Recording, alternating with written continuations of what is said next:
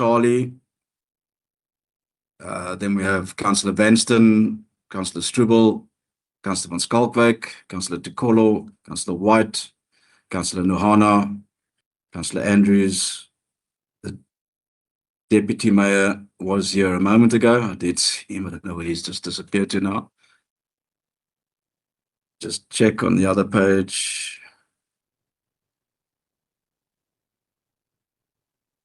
Might have just lost contact with those are the councillors that are present at the moment.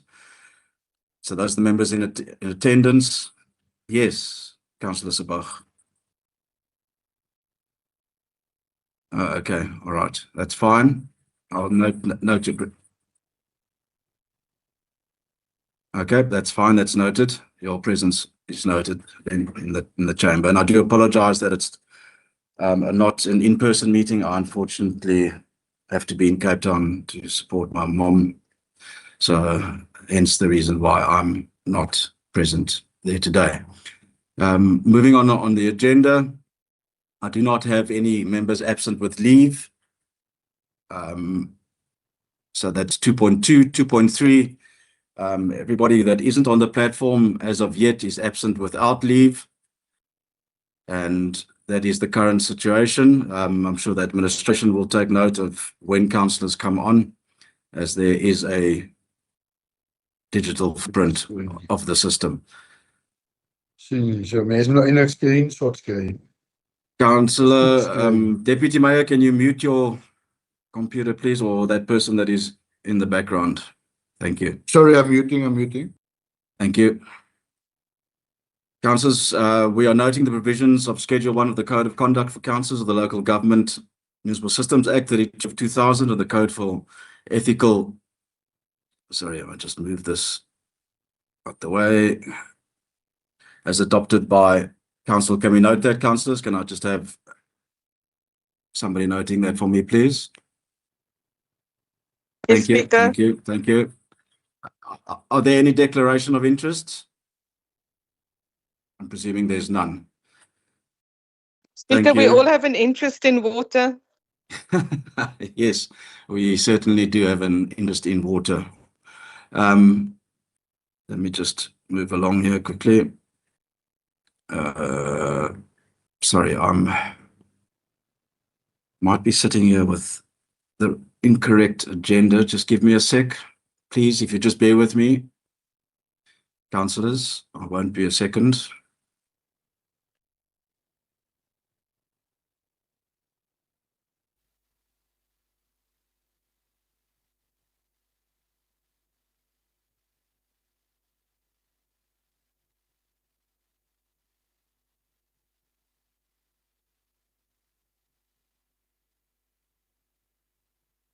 Councillors, the reason for this meeting primarily is the item on the main agenda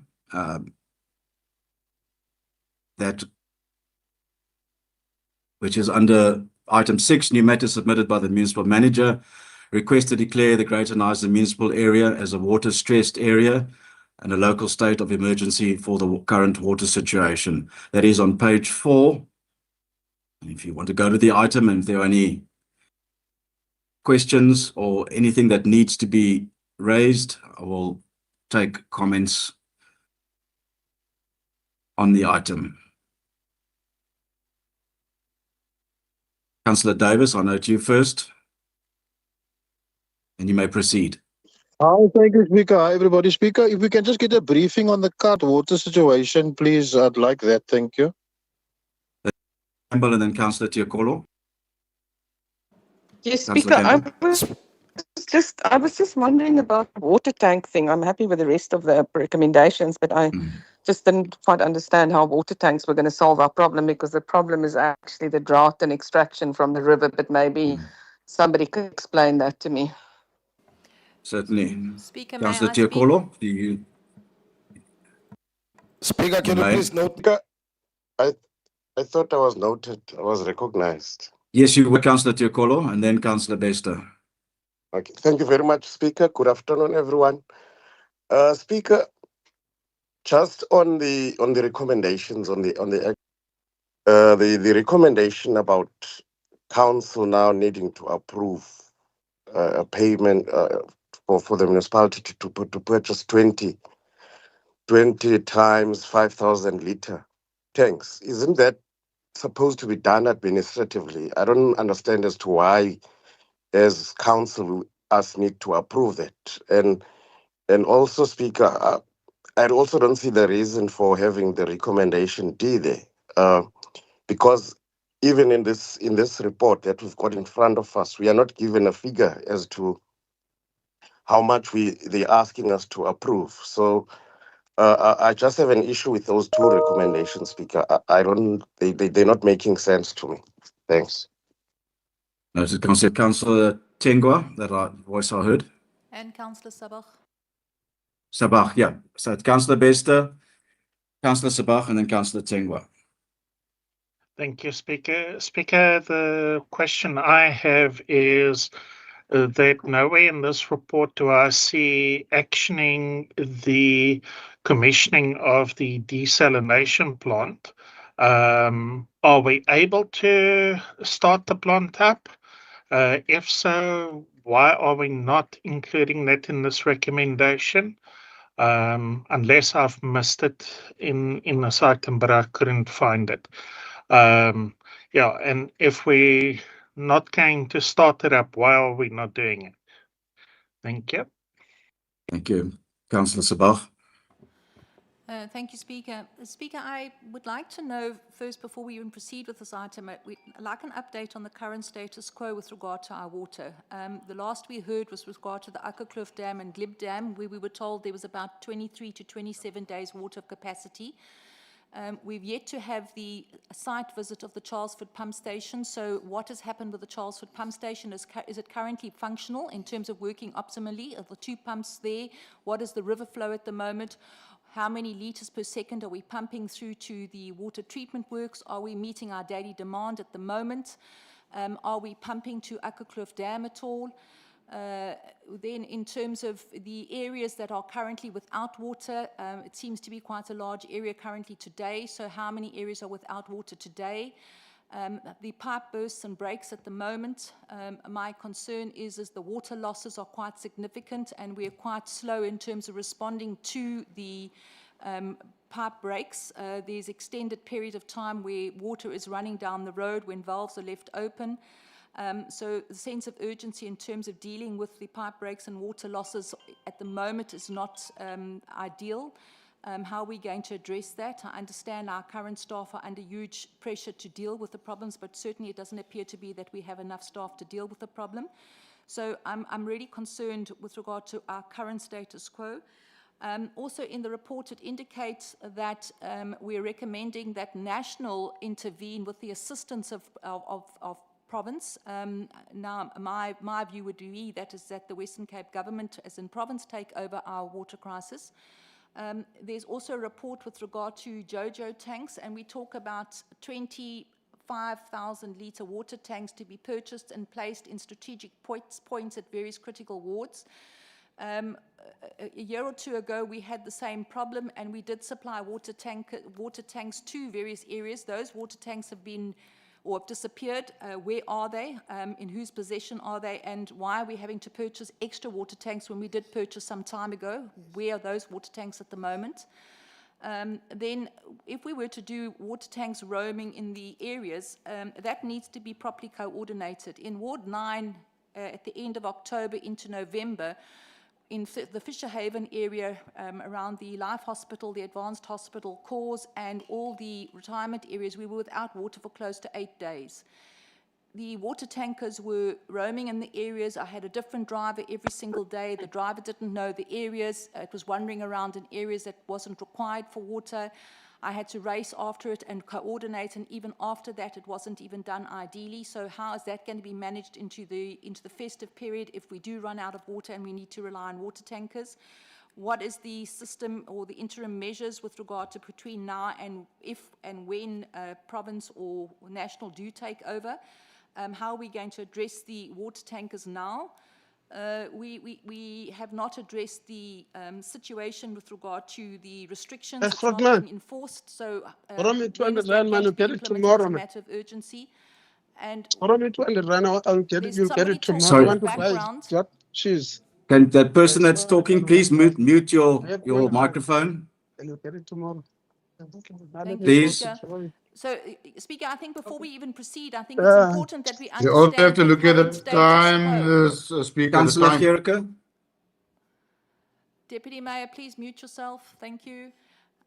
So I think it's important before we even proceed that we need to understand what our current status quo is. What is Thank our you. water I will capacity request at the moment? What is a our availability of water now? And what are we get a currently report. doing? Councillor Chengwa, then Councillor Vanston. Thank you. No, Speaker, thank you very much. Good afternoon. Speaker number one, I'm not sure whether the director of the department, in fact, the director, the manager, senior Councillors, people am I within the audible? department, they are in the meeting. I'm not sure. That's point number one. The second point, Speaker. Yes, you're audible, Yes, Speaker, Speaker. yes. You're audible. I'm Yes, we waiting can for. hear you. Speaker, Councillor- somebody is talking.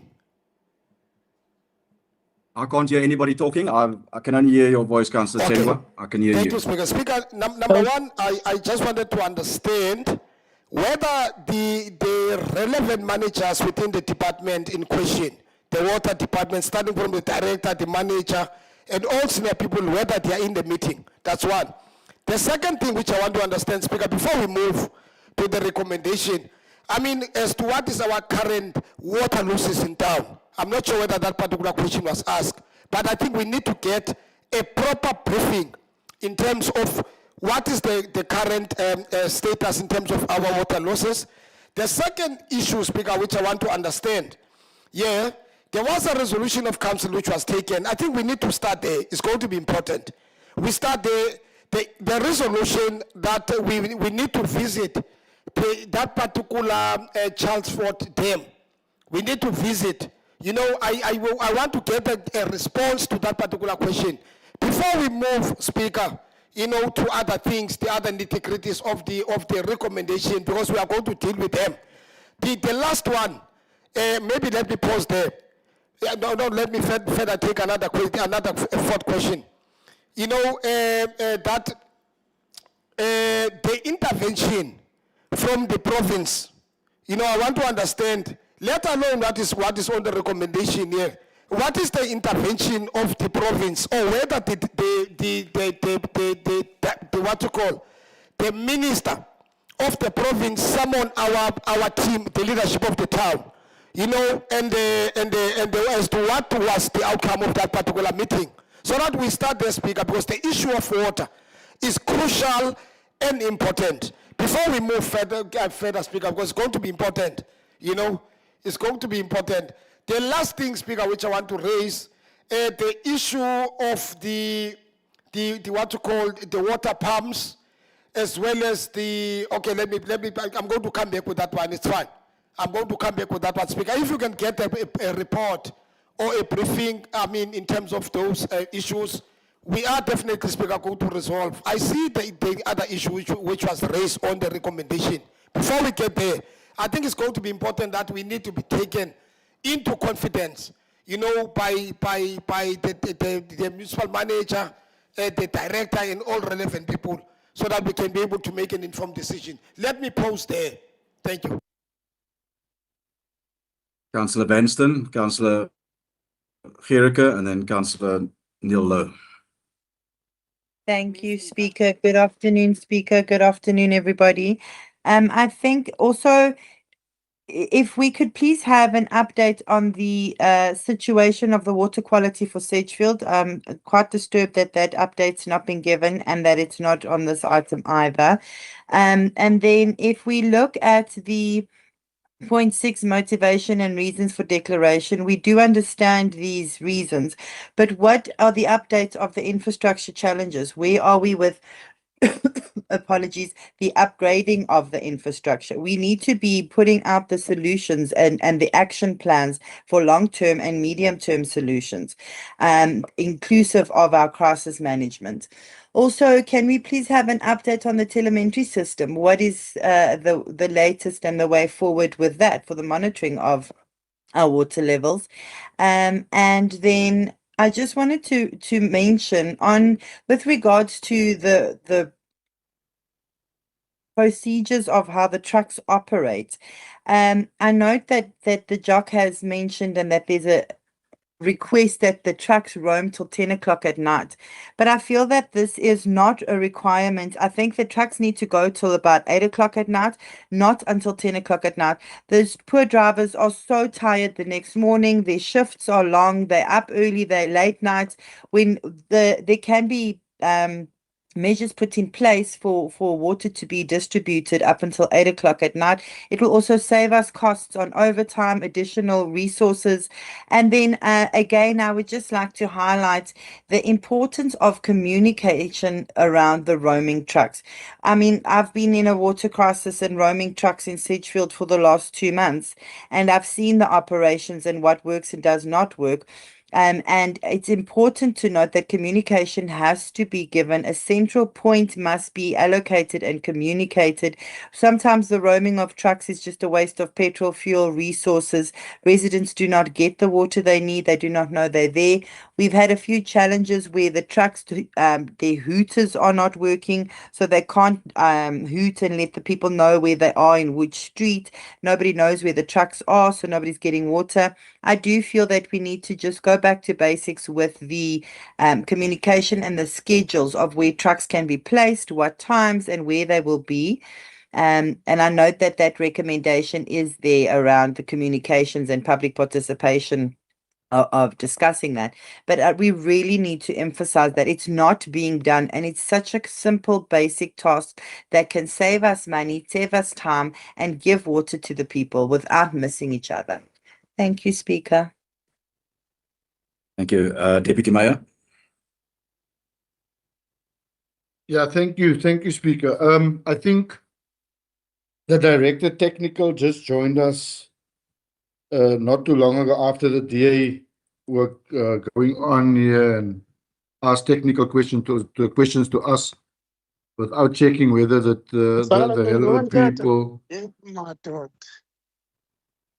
whether the relevant people were online to basically answer.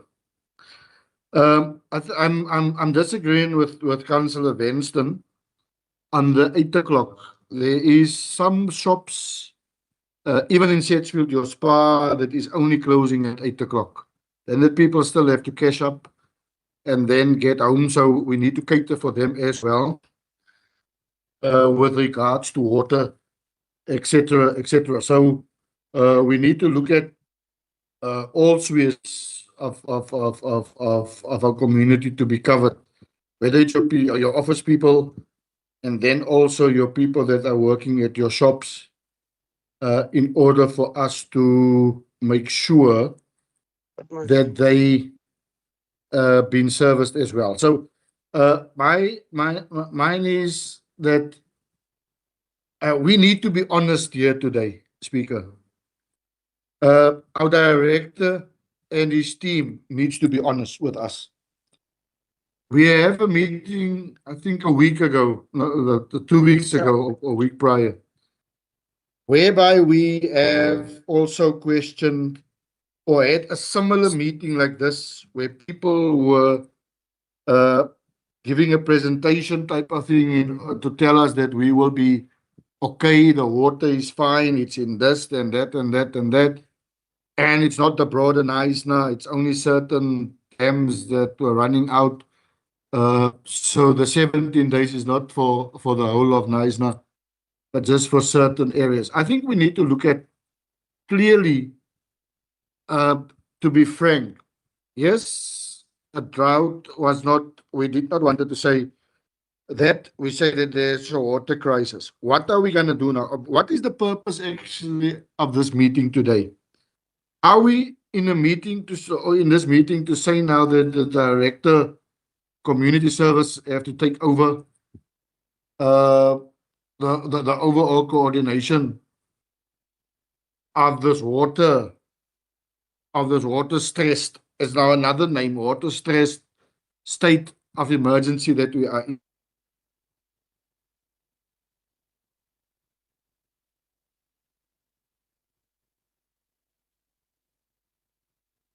Deputy, are you still there?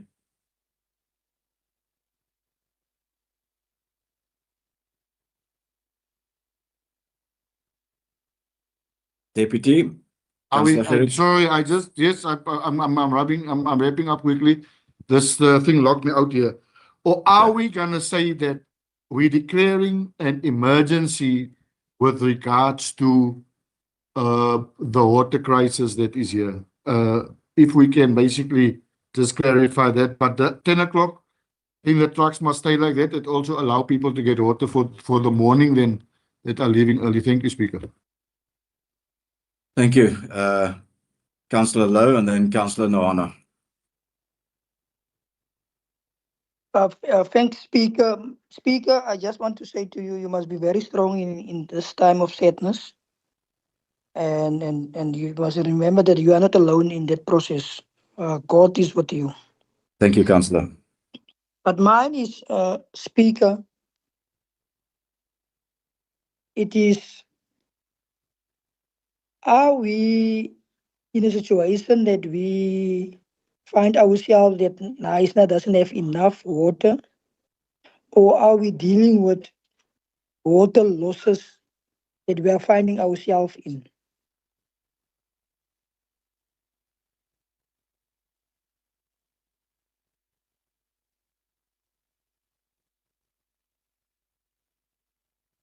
Councillor Lowe, you've been logged out. Yes, no, Speaker. Oh, you're there. There. Yes, Okay. I'm here. I just want to say here, Speaker, that are we in the process that Naisna will not have enough water? Because if I read the situation, where when the councillor of Ward 3 or 7 and 4 wake up, then the reservoirs doesn't give the people water. Secondly, I want to ask, we have this person that is working with this laptop of this tablet, that have to monitor our reservoirs. What is he doing? What is he doing? And if he doesn't do his job, why is he not being suspended? It must inform us if there's problems or the reservoirs levels drop. Because this thing, and what is the action plan that we as a municipality put in place to deal with these problems? Every time is now for the couple of, I don't know how many weeks we come back and we have to sit around this water issue. And every time there's excuses. Secondly, I want to ask, and people can say I'm out of order or I'm not in order. What plan did the director put in place to make sure that we are countering the issues that we are facing? Because if problems come down now, it means they will come and manage this whole process while we suppose as nice municipality to deal it by yourself. But why can't nationalists come and assist us? What assistance did they put in place to help us? So I want to say that national must come and assist. Secondly, I want to find out from the director today why, if we can't solve the problem, then he must inform us. I understand that he can't pray that there must be rain, or he can pray that there must be rain, but he can't bring the rain. But the issues about the reservoirs is always when we wake up, there's no water and things like that. He must explain to us why we cannot suspend him for not doing his job or not manage his team. Because this is a management problem, because problems will come back now and they will come and manage while we already have things in place. Then they want to come and grandstand and say the DA will come and solve the problems in nice now. If we need assistance, the assistance must come directly from national government. The assistance must come from there. And the director must put up a plan, and we must work according time frames, according to sort out the plan. Everything that we receive is by mouth, where they explain to us. There must be time frames to deal with these issues, because water, according to Section 27, it's a right. And we don't want another Hammaskral in ICE now. So mine is that he must explain why we can't route to the MM and why he cannot be suspended for not doing his job or manage his own people. He's supposed to manage. Thank you. Councillor Noana.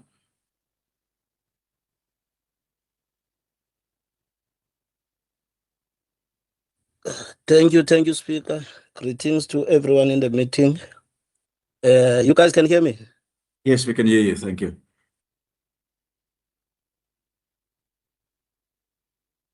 Please proceed. Okay. Greetings everyone to the meetings.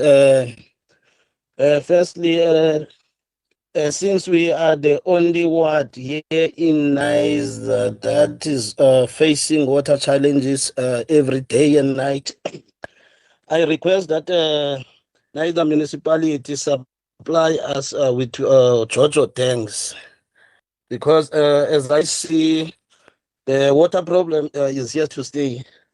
That was my request. Thank you. Thank you.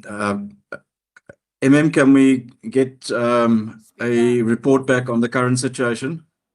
Speaker. Yes, Speaker. I would request Mr. Vessel to come on board. Thank you.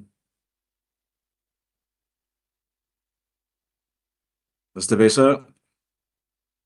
Good afternoon, Speaker. Am I audible? Yes, you're audible. Thank you, Speaker. Speaker, firstly, let me just indicate this report. Unfortunately, I was not the author of it. However, we did have engagements with the Director of Community Services who had to draft this report on an urgent basis. So just in terms of some factual data in the body of the report, those are things that unfortunately was not clarified beforehand. So just a few qualifications on the recommendations. However, I think we are in agreement in terms of the recommendations. So, Speaker, just a situational analysis on the current status of our water. You would recall that we have had an item about 2 weeks ago, the 20th of November. We submitted that report that served at our Section 80 committee as well. And that Section 80 committee report that served at council really reflected on the status quo of the municipality and where we found ourselves in terms of current policies that the municipality has. So we've been under level 3 restrictions for a number of years, I believe, around about 2017 when council took the initial resolution to put us under level 3 restrictions. And with level 3 restrictions in terms of the resolution was taken back then, there are certain interventions that has to be followed. Unfortunately, a lot of these interventions may have fallen by the wayside, but this has been the status quo since more or less I arrived here. We know we had the water crisis in May, where a similar scenario that like the item being presented today was submitted. And that was really, the intent was to loosen up infrastructure services hands so that we can focus on the ground issues, attending to leaks, attending to pressure management, attending to make sure that taps are running and water are being provided as required. So I think that's the intention, first of all, and purpose of this meeting. Community services, the way we managed that situation went quite well, and we managed to successfully navigate that period in May when we had similar challenges, although for different reasons. Now, in October and last month, towards the end of May, the item that served really focused in on our level of restrictions based on the rain and weather patterns that we've experienced the past winter. And we had to go and re-look just where we are in terms of the registration, the level of restrictions, and see where we need to intensify our efforts. Firstly, to have some form of control on our demand, which is currently significant high. and our supply sources were impacted by the drier than normal period. So if one just reflect on the level 3 restrictions, not all of those conditions have been implemented to date, and I think the intention is really was to zone in on these restriction levels and implement it as far as practically possible. Then just on our current situation, we had some good rain the past weekend, Speaker. Saturday and Sunday morning. By Sunday afternoon, we managed to bring Charlesford back full online. Since around Friday, Saturday, we were compelled to only switch on one pump, and thereby basically reducing the supply to about 50%, because our normal demand is in the region of 150 to 170 liters per second. With one pump running, we can manage to run about half that capacity. However, we are mindful as well as to how we manage those two pumps as well, bearing in mind that the third standby pump is still outstanding. Since Sunday, we were back to producing higher than normal. The river appeared to have came down and improved the levels at our abstraction point. We pumped at some point around 210 liters per second up to the balancing dam, and we started full production really Sunday afternoon onwards. Unfortunately, as we know, our higher lying supply zones, including areas like Damsabos, Lalani, Oupat, Kayaletu, Dinangwe, those areas were impacted and are generally last to recover as well. As it stands, feedback received a few minutes ago was areas in Damsabos supply zone, Lalani, Oupat, and Kalkol are still being impacted by the prolonged outage and reduced capacity from our water treatment works in Knysna. However, like I said, we are in full production now. The levels appear stable at Charlesford abstraction point, and we're also supplementing that from Gauna, and the Gleep is continually feeding into the Akkerkloof Dam. Akkerkloof currently stands at between 25 and 26%, and we are augmenting when we can, since we have better than the past couple of weeks volumes coming through at the abstraction point. However, we by no means out of the woods. Today was forecasted for some thunder showers again, but we're not really putting our money all on that. That would be a blessing if we receive some rain. Our actions going forward, Speaker, is that in terms of our restriction and drought management strategy that has been in existence at the municipality since 2018, I came across this strategy and contingency plan that is in the possession of the municipality, and our actions are very clearly stipulated in that contingency plan, and we need to now hone in on the measures to start encouraging reduced demand. In times like this, when our supply is under stress, it is not uncommon that we implement measures to start reducing demand. In other words, intensifying the use of house pipes, irrigation systems to garden or to house down our gardens, washing of cars, and that should be strictly prohibited as per our drought management protocols. We need to look at reduction of consumption, but that would really have to be encouraged from our users, our residents, our businesses. In terms of our level restrictions require businesses to reduce their consumption, for instance, by 30%. Areas that have free basic water needs to reduce their consumption as well. The point being, if we can only produce, instead of the demand of about 15 kiloliters per day, or megaliters rather per day, If we can only produce half of that or 2/3 of that, it means we need to start managing our demand now, and these restrictions need to be implemented strictly. And obviously, since we don't have the electronic devices to automatically implement water restrictions and thereby management devices, it will have to be an effort that needs to be encouraged by our customers. Else, we will run dry sooner rather than later. We know that we have a significant water loss that we reported the past and financial year. In terms of our annual financial statements, we calculated a water loss, and this is unaccounted for water, with the emphasis on unaccounted for water of almost 48%. 48% is almost 50% of our entire usage.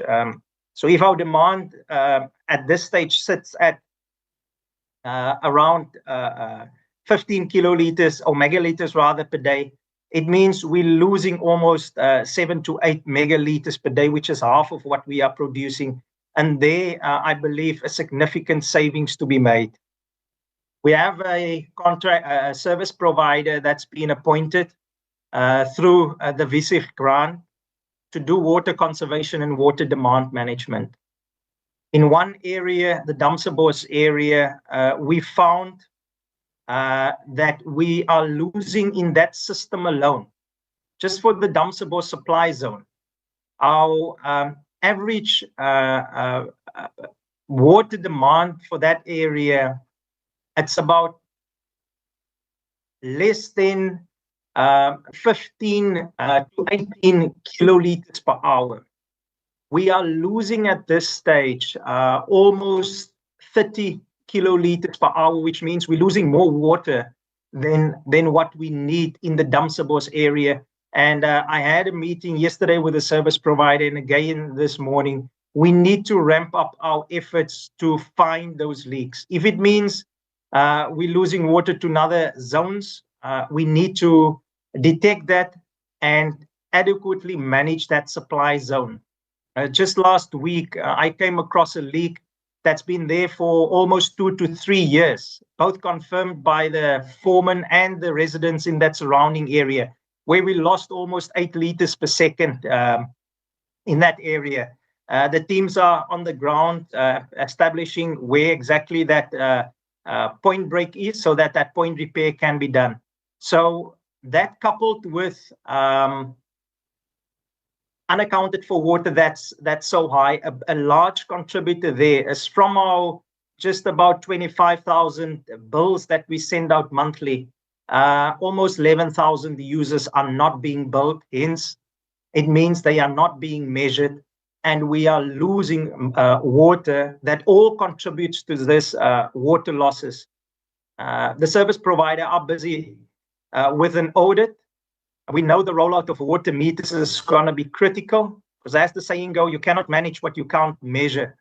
So we need to measure what we are producing. We need to make sure that we generate the revenue for the water that we are supplying. So the consultants, they are actively and intensifying their efforts to find that leaks so that we can reduce our water losses. Other interventions, if this the JOC is being established, would include pressure management, so that we can again manage the demand and necessarily force consumers to use less water. If that interventions are required, it will be implemented. The throttling of our system, which means if the Damsebos areas, as an example, are struggling to recover, forced interventions will have to be made where we throttle some of the downstream reservoirs, we close their outlets, we close their inlets, and we force water through the pressurized system up to the higher lying areas. Those are some of the forced interventions, although very hard on your infrastructure, because we don't have necessarily flow control valves. We only have what we call gate valves. And when you throttle those kind of systems and limit the volumes of water that you put through to them, it does put pressure on those control valves that will be at risk of damaging as well. And you do not want to damage your major valves in a sensitive water management system as ours. Those are some of the interventions. When needed, we will have to be forced to look into it and implement it for that. Our resources mobilization on the ground will have to intensify as well. Those are some of the measures that are available to us should the need require. At this stage, I can confirm again that we are currently producing as per normal for the Knysna system. However, the situation can change depending on how the Knysna River reacts. We have a scheduled visit from the province, as some of the councillors alluded to, later this week on Thursday. And we are preparing a detailed presentation for them as well.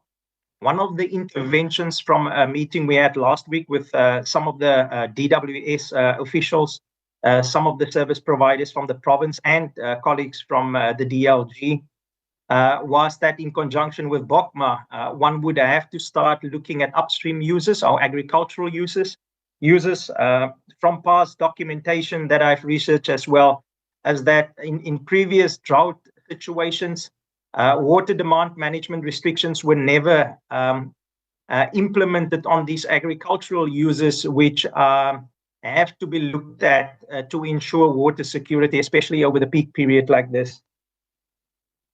Speaker, those are some of my comments. If need be, I can respond to each and every the questions that the councillors posed, but I'll be guided by you. That was just an overview on the Knysna system. On the Sedgefield system, Councillor Vanston, I can report by Sunday afternoon, the abstraction point in Sedgefield, it looked very good. We had some very good rain upstream in the catchment area of the Karatra River. That effects of that fresh water flushing our weir abstraction point, it has not yet been felt. However, I am looking forward over the next day to see those results from our raw water source. However, I can confirm that we have started the borehole pump in Sedgefield. Together, all 5 pumps are delivering plus minus just under 1 megalitres a day. I've given instruction to the team at the water treatment works and the senior soup who looks after our water treatment works to do the test to get to the optimum blending level of that Karatra raw water source and our borehole water. If it means currently our annual average daily demand for Sedgefield is in the region of about 3.5 megalitres a day. If it means that we reduce our water production in Sedgefield, it means we will have to start then manage our demand. In other words, we have to encourage our customers to use less water. Throttling will become an option there as well if demand is not reduced. And again, those are some of the similar interventions that will follow suit in Sedgefield as well. If demand or supply rather cannot keep up with the demand, then we will have to manage the demand to mirror what's available. There are more stringent levels as we move into level 4 and level 5 restrictions, but I believe that is not on the cards today. But if need be through the JOC, all those avenues that are available to us will be implemented, obviously with an intensified water trucking system. If, like one of the recommendations indicate, to expedite the availability of water is that JOJOs be placed at strategic points to ensure quicker fill-up times and continuity of water availability. Thank you, Speaker. Director, there was a question from Councillor Bester regarding our diesel RO plant. Is there any plan to rejuvenate that plant at any stage? Yes, thank you, Speaker, and apologies for missing that one. Speaker, there was an item, and Councillor Bester would recall at our August 2025 Section 80 committee that specifically spoke to the Sedgefield Auto plant.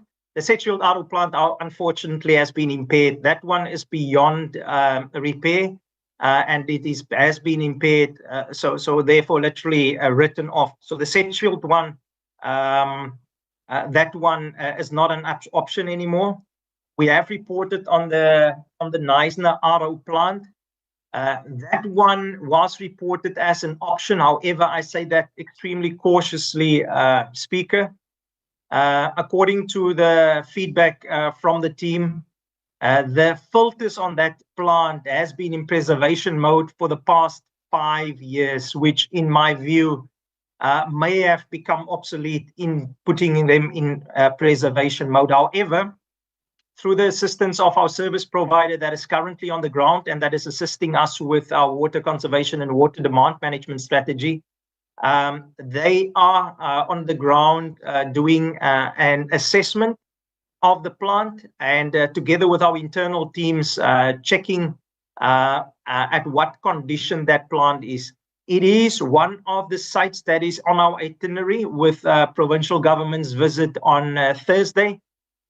So further assessment would possibly be needed to see at what level of readiness we are with respect to the restarting of that plant. But again, at this stage, maybe not immediately. That would be a medium-term intervention if that is a possibility. But at this stage, not immediately, but we are doing an assessment, and we will have further feedback on what the outcomes of that assessment will be. Thank you, Speaker.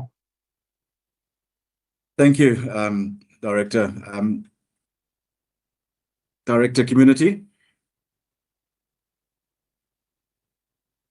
And councillors and Mayor and I just think also just to add from my side what the director said, I think some of the questions asked specifically around the recommendations. I think we are not recommending that national or province will take over here. What we are saying here, if we read the recommendation B, is the request for the declaration as a water stressed area be approved.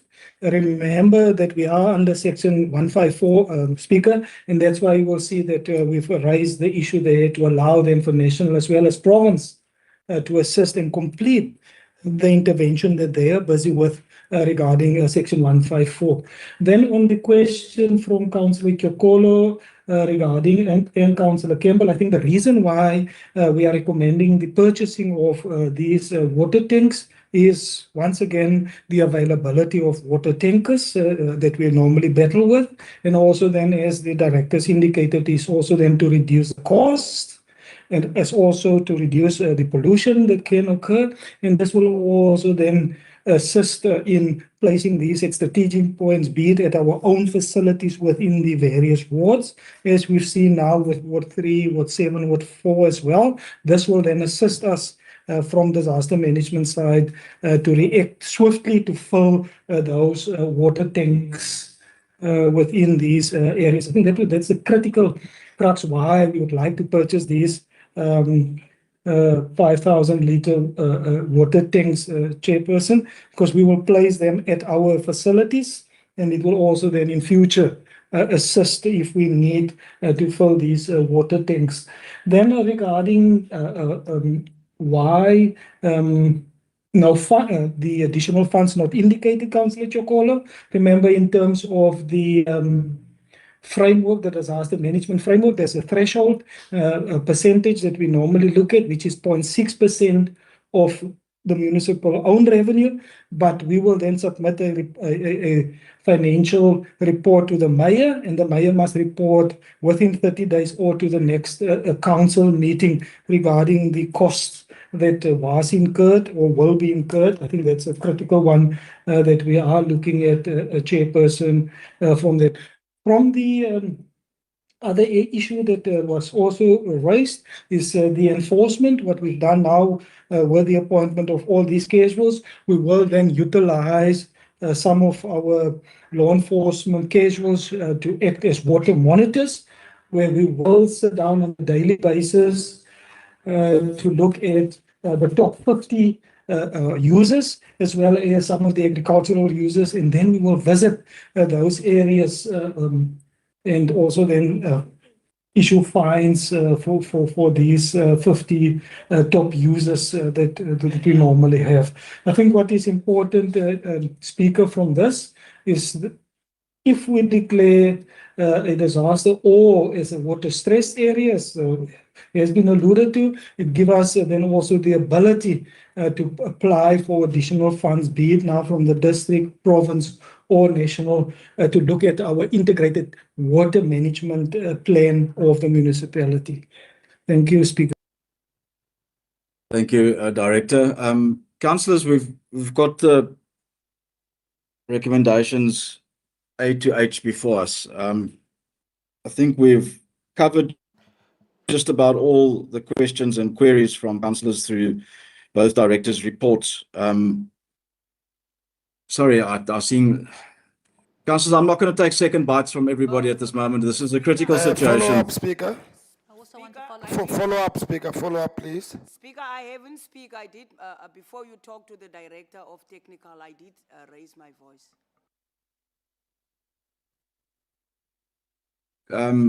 Okay, Councillor Charlie, I'll take you first, and then Councillor Campbell and Councillor Tukolo.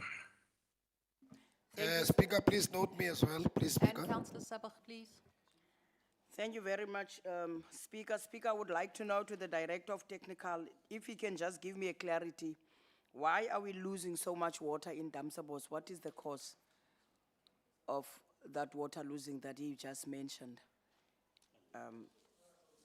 Councillor Charlie did mention that they found one of the major leaks, and they're still investigating the exact point of the leak. They did mention that they were losing up to 8 kiloliters a second in the one area. So he did mention that as one of the problematic areas, and that it's a high lying area, so the reservoirs fill up slowly on that regard. So that was part of his report. Speaker, the reason Thank that you. I am asking, Yeah. I think that Yes. the director knows that there in OPAT, water, it was not even a leak, it was like a river. That was now, it's almost, that is why we don't have water, we're always not having water, and that problem was never fixed. If you are going up from Shalani, go down, and you are looking at Donkerhoek, which is in Ward 6, there I even ask that it must be fixed, because the road, the place there is where the children are taking a shortcut when they are going to school to Honley. It was a huge, and then it was said that it's something that is under the ground and nothing has been done about that. I understand that maybe there is no money, but that was the huge, and the director knows about it. It was a huge one. And the second one is, I see here we've been talking about the Jojo tanks. You know, yeah, Councillor Tengwa can read. There's a Jojo tank in Ward 3. And here on Ward 3 group, the owner of the house is complaining that people are not greeting when they come and fetch water. You see, we're sitting with that problem. She said that at least what they can do, now she wants to be the person, or he or she wants to be recognized. The Jojo tank is in a yard. Now, if you come and get water, everybody must greet that person. And the second thing is, the Jojo tank thing is, I don't think it's safe, especially when we are not putting it in somebody else's yard. For an example, there's that one that is close to the dam there in Ward 3. The lid is open there. We've got naughty people, we've got naughty children, and the Jojo tanks, they are not so high. So it's a risk whereby we will find out that people are drinking water whereby someone can take a dead cat or a dog and throw it in there. So I don't know how we are going to do it, but I want us to look thoroughly when we are talking about these Jojo tanks. It has to be in a safe place, because I don't know where is the safe place going to be, because even in the big dam, the people go when they've got their frustrations and they commit suicide in the dams.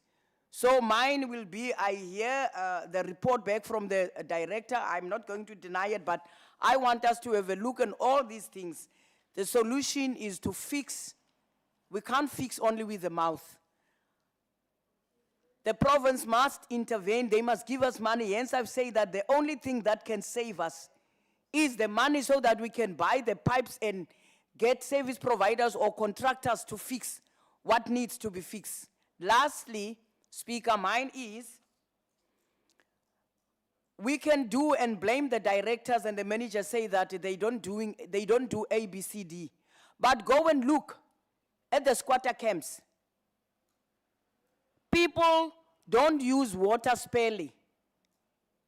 They don't use water sparingly. They are doing their own illegal connections. The one is going to say that I'm going to do it, the people must come and get water from me. When that water pipe bursts, they are not reporting it. And you will see it's always wet. So all I'm saying that we are not going to point the fingers and say that the director, the managers, they are not doing their job. They are not doing that. But we should also look at our squatter camps. Go and have a look there. We have to be strict there. The people have got businesses doing the car wash. They are still doing the car wash, whereby the mayor and the team went to the taxi rank for the awareness of the water, but people are still doing their businesses as if nothing has happened. So mine is, let's look thoroughly on the Jojo tank stuff. It's not safe. And yes, I've said that this mama said, you are not greeting, but you come and fetch water in my yard. So we should look on all those things. Thanks, Speaker. Thank you. Councillor Campbell, Tiokolo, Sabah, Tengwa, and then the mayor will be last. Speaker, just a few things. I'm just wondering whether we shouldn't start thinking of moving to a higher level, because we've been on the same level since 2017, and the situation at the moment is a lot more serious. It's just a thought. Then the water tanks, it would be good if we could install the water tanks where we connect them to gutters so that they can catch up rainwater. And another thing is, should we not be looking at how much we are spending on hiring water tankers? Should we not be looking at acquiring our own, those very, very large water tankers, so that we can rather fill up reservoirs than to try and drive around delivering water to people's homes? If that is an option, it would be so much better. It'll be less trips, and people can then actually access the water in their own taps. Thank you, Speaker. Thank you. Councillor Tiokolo. Speaker, thanks. No, I wanted to deal with the recommendations, but it looks like my whip will be asking for a caucus thing. Councillor Sabah. Speaker, I just wanted to follow up in terms of the previous Jojo tanks that we had in areas. Where are those Jojo tanks? In whose possession are they? Because we did have Jojo tanks before, so what's happened to them? Then in terms of the 48 to 50% unaccounted for water losses, the Finance Department can prepare a report that indicates which property owners are not paying for water consumption. And that report is critical so that we can identify the properties where water meters have been bypassed, and we can address them almost immediately so we can get that revenue in. The director indicated 11,000 water meters that have been bypassed. Now, if my memory serves me correctly, we'd indicated in previous reports that we have 11,000 water meters connected, of which only 3,000 at the time were paying for metered water. So how has that increased so significantly? I just want clarity there. And bypassing, has the bypassing been done legally? Has it been done by municipal staff, or has it been done by somebody else? And if it has been done by municipal staff, has this been reported to the Finance Department with proper reasons as to why they've been bypassed? So we have a list of bypassed meters that have been legally done by the municipality, so we can perhaps start addressing them immediately. Then the next question is that the next point that I want to raise is that our current situation is as a result of management failures. because of the Charlesford Dam pump station not being working optimally. And we need to make sure that consequence management is implemented, and that is critical, and I would like to include that in a recommendation. In the Section 80 infrastructure meeting of the 13th of November, and again on the Special Council meeting of the 20th of November, I asked for a detailed report on the sewer and water pump stations in terms of what the current status quo is there. How many pump stations are actually functioning properly? Are the pumps back in being commissioned? Have they been installed? What has happened to the pumps that were with Knysna amateur winders? Have they been returned? And if they're returned, are they sitting in containers at the green store? Or have they been actually installed in the various pump stations? We've had no update with regard to that. The other thing that I wanted to raise is that this morning in the Maker, we had a presentation by a gentleman by the name of Oliver Cole from Rapid Intel. And one of the points that he raised is that through the drones flying, they could identify burst pipes and water leaks. Now, I mean, just a quick thought in terms of finding a solution. Is it not something that we can do in terms of a Section 36 supply chain management deviation based on exceptional circumstances, where we secure the services of this company so that we can start flying the drone to identify where the burst pipes are or where the leaks are at the moment, so we can actually start putting teams in place to address those water leaks. And then the last one is the fines. If we're going to implement water restrictions and start enforcing them, are the fines approved? I mean, can we implement the fines? Have they been approved, or would that be legal? Thank you. Thank you. Councillor Tengwa. No, Speaker, thank you very much. Speaker, from where I'm sitting, this is a very serious problem. If in terms of the water losses, we are standing at 48 to 50%, that simply suggests if you translate that into calculation, the money which we are losing in this municipality is plus minus 700 million, you know, of the money which we are currently losing. If our standing, we are sitting at 50% of water losses, that simply suggests we are losing a lot of money instead of generating money, Speaker. And the current, what to call in terms of losing, I mean, we suppose at least to be standing at around about 23% in terms of water, the water which we are losing. I mean, if that is double, I mean, in terms of percentage, it's double what I mean is accepted.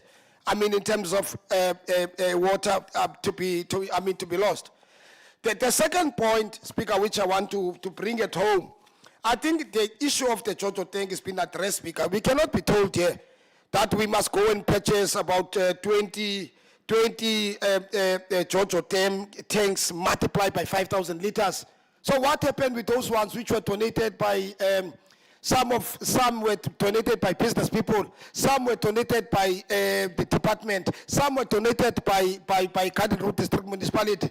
Well, what happened to those ones? You know, the third issue, Speaker, which I want to raise, if then the province is going to intervene, as per the recommendation, the director have just correctly put it here to say there will be a meeting here on Thursday, of which as a ward councillor, Speaker, I want to challenge that when that particular meeting sits, because we as ward councillors, the issue of water is directly affecting us. If the province is going to be coming here, you know, and obviously I'm sure the province will be coming here with national. My question, which I want to understand, I mean, looking at the recommendation, the province is intervening. Obviously, the province will not give us money. When they intervene, they are going to take over. You know, I mean, the issue of the water section, I mean, as well as the sewer section. I'm not sure in terms of the waste, because we're having a problem there in terms of the waste. And nobody's saying anything about the waste. We're having a very serious problem in terms of the waste. You know, so I want to understand as to what are we going to do in terms of the waste.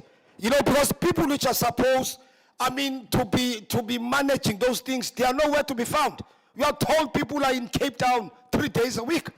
They are nowhere to be found. The fourth thing, Speaker, if the province, and I want that particular question to be answered, If province is going to take over with the current staff within that department, what's going to happen? Province is going to take over, obviously. Then what are they going to do, the internal staff? You know, starting from the manager of the department, I mean the director, and there is also a senior person called Theo. What are they going to do? And that particular question must be answered. Because from where I'm sitting, we cannot afford to pay people here for nothing. And I want to raise it in this council meeting. We cannot afford as this municipality paying people for nothing. You know, the last thing, Speaker, then, and I'm sure, and as colleagues have correctly put it, it's not if we are saying that we are going to declare disaster. Are we not going to chase away our visitors? What message are we going to be sending to our visitors? Because we know it's not a question of disaster. It's a poor management program within the department. That particular department is not well managed, you know. And the last thing, Speaker, which I want to make a request, to the accounting officer, consequent management must take place. Consequence management must take place. Heads must roll. We can't be making noise about this thing and nothing has been done about it. The last thing, Time, Speaker, which Councillor I want to... Councillor Tengwa, time, please. Thank you. I'm finishing. Last point, Speaker. No, The you last made thing, the Speaker, last which point, was not Councillor addressed, Tengwa. Your time is the up. issue of Thank you. the site Councillor Lowe. visit, nobody Councillor responded Tengwa, to that please. one. Councillor Council Tengwa, Charles, please. what we have resolved to Councillor visit that Tengwa, particular area. please. Nobody responded Councillor to that Tengwa, I'm one, going and to I mute want you. an answer. Somebody must tell us Councillor Tengwa. why that particular Councillor site visit was Tengwa. not organized. Because we were told there when I asked Councillor the chair. Tengwa, please switch your microphone off. Thank you. Must I switch my speaker? Yes, please. Thank you. Your You time, must- Speaker, somebody you're going must on to answer 10 us. minutes. You're going on to 10 minutes, Councillor It's Tengwa. 5 Speaker, minutes, this is it's your not 10 minutes. meeting. Thank My you. watch Your is on. meeting, Speaker. Thank you. Who's talking on the background now? It's 200. Okay. Councillor, Councillor Lowe, Mayor, do you want to go last? Can I allow Councillor Lowe to go first? Yes, I want to go last. Thank you. Thanks, Speaker. Thank you, Councillor Lowe. Thanks, Speaker. This water problem, it is a management problem that we are facing ourselves in. And we have to deal with these management problems we are facing. I just want to find out, when we talk about consequence management, are we serious about consequence management for people who are not doing their work? The other day in the war room meeting, the mayor asked for that guy that is sitting with a tablet. What is he doing with it? Now the province must come and they must come and manage us because we can't manage ourselves. We can't manage ourselves. So that is a serious thing. Then there must be consequence management must take place. We can't allow the situation the province must come out because we can't manage ourselves. We have to manage ourselves because now they must come and take over for 4 months because we are not capable of managing ourselves. Every time we talk about water losses, we talk about that, but nothing happened. People is without water, what 3, what 4, what 7, what 8 is without water. And now we coming and have a talk show here. We can't have a talk show. If people doesn't do their job, there must be consequent management and it must take place. So people must answer why they mustn't be suspended. So we have to deal with these issues because we can't wake up in the morning, then there's no water, but people are monitoring the reservoirs. What are they doing then there? Why are we paying them? And why are we gonna, if the province come and take over or the national come and take over, what are our guys gonna do? So we have to make sure when we talk about consequence management and we agreed on it, then the MM must implement it. The MM must implement consequence management, and the MM is the accounting officer. Why are we in this situation? Why he didn't deal with it? Every time it become a talk show for us. So the consequence management must be implemented, and our people must get water. Because Section 27 of the Constitution is very clear that people have the right of clean water. They have the right. So we have to deal with it, and the MM must deal with it. There must be consequence management. Thanks, Speaker. Thank you, Councillor Kumawana, then the Mayor, and then the MM, and then we're going to wrap up. Thank you very much, Speaker. I'm audible, Speaker. Yes, you are. Thank you very much, Speaker. Good afternoon, Speaker. Good afternoon. Condolences to you and your family Thank you. for your loss. Afternoon, everyone. And your directors. Thank you very much. Speaker, I'm not going to highlight what's been highlighted by the councillors, but strictly the intervention from the province is our failures as a municipality. Not only to do the simple things, the water leaks. Yesterday, we turned our frustration to the director. Yes, sometimes we realize late we are too harsh, but it's a frustration that every day that we're facing as a councillor is receiving a call every single day. Today is no water. Tomorrow is water for 2 minutes and is no water again. Second is the water leaks that don't been repaired. The public know those things. And when says no water, yeah, because you allow the water just run on the street. Definitely MM and the directors must take action. We can't find ourselves with a situation that is no water, completely is no water. But the people are responsible. This municipality pay money for those skaters. But the people they're using those things go home with it, you stay with you, but you can know where the water is low, where the water is high, the level of the dam and the reservoir. But we find ourselves on the last day that is no water completely. That will be unfair to us as the councillors because the public reporting to us, we reported to the municipality. So I think the directors must take action, especially the water. He must take a serious action. Serious action. Because the director is not working on these guys, must be on the street each and every week call. He must go out and check what is. He got a team that is working under him. That we should be doing the work. And he must start. Director must start. He must start take action. We can't report something, it takes 3 months to be resolved. And after the life is normal. Then when we frustrated, feel that we're wrong. Yes, might happen to be wrong. But director must take action with your people. You are the director of the department, take action. Other than MM will take action. So last special council director, he said, in terms of those meters are not working, I will propose that they must establish a team that will identify how many houses that have been bypassed, how many houses that can be back to normal, people they start buying water. So thank you very much, Speaker. Thank you. MM, and then the Mayor.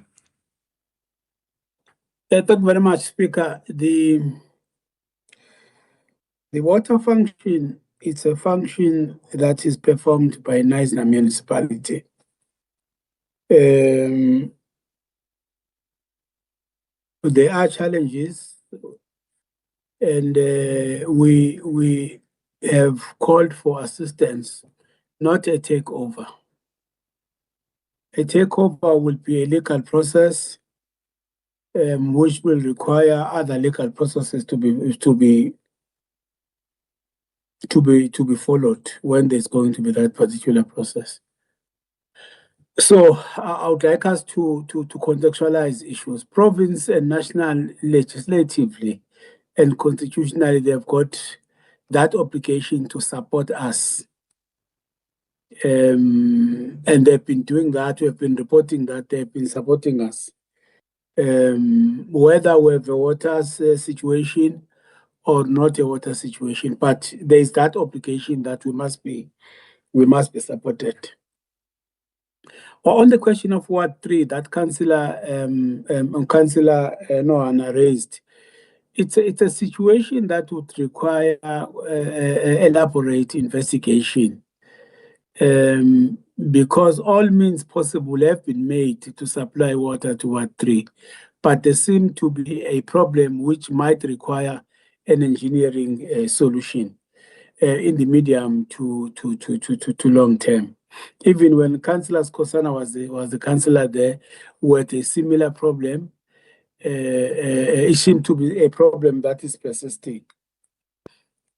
On the question of the visit to, the resolution was taken last week. We will be putting measures through the Office of the Speaker in place to ensure that maybe early next week we're able to do a visit to Charlesford Dam and other nearby dams to see how is the situation. It's just that it has been very hectic. There have been many meetings, some being called at short notice, colleagues being required to go to Langeban at short notice. So that has affected the organization of that meeting. But we will coordinate with the Office of the Speaker to ensure that we're able to make that particular visit. One of the areas that the AG has identified has been around the question of skills, which we must give attention to immediately. That we must have the required skills to be able to perform that particular function. So AG has identified that particular area, and we are doing everything possible to ensure that we are targeting managers first, all 4 managers in that department, to ensure that they are professionalized. At the moment, both 4 managers are not professionalized. We will be undertaking a program together with Mr. Kala to ensure that they finally attain a status of a professional engineer in their respective fields, so that at the end of the day, they could be able to certify particular documents and also be able to perform at a particular level without having them to depend only on consultants when they are here on the spot. Even if there's an intervention, officials remain. It doesn't mean that if there could be an intervention, I don't know where it will come from, that officials will go and sit at home. Officials will be here. They will be required to do what they expect they are being paid for at the end of the day. We take the comments quite seriously. We are documenting and recording all the issues. Councillor Sengwa is raising a critical point which must be taken into account in terms of not creating panic to the visitors and tourists of this municipality. That is very critical, because we require tourists, we require visitors to be here. So whatever we do and say, Speaker, one message that we have been driving out through the executive mayor has been to assure tourists and the visitors that Knysna is open for business. We have received some questions from the Office of the Premier around the salinity of water in Sedgefield. It's a matter that we are giving it attention. Even in terms of the Pitchy Basin situation, we are corresponding with BOCMA, so that the process can be expedited. Well, in terms of some of the water tanks, councillors can assist because they have been here for quite longer than us to be able to say where are they or where are those. But I think they might have been vandalized or they might not all be there. The intervention of water tanks, even if we mobilize, we will be speaking to the Greater Knysna to donate some of the water tanks. Is one of the suggestions I have made. But there must be water tanks in strategic areas. I agree with Councillor Campbell a lot in terms of buying our own equipment. Instead of, it's costing us a leg and an arm. This issue of water tankers is costing us huge sums of money. We need to have our own yellow plant, and I think council has given us money. We're in the process of procuring our yellow plant, including the water tankers, and more money will be added through the executive mayor in the adjustment budget. Most of our equipment is old, is obsolete. It's no longer economical to keep them. It's costing us a fortune to repair them. But one thing we really can assure is that we do not want to offend the system to say that we are in a crisis. Yes, there are challenges that we are experiencing here and there, but the situation really from where we are standing cannot be quantified as a crisis situation. We just need to check up the management failures where they have been identified to ensure that everybody is able to perform his or her responsibilities. So, Speaker, we have heard what the council has said. The meeting on Thursday is a meeting of the HOD.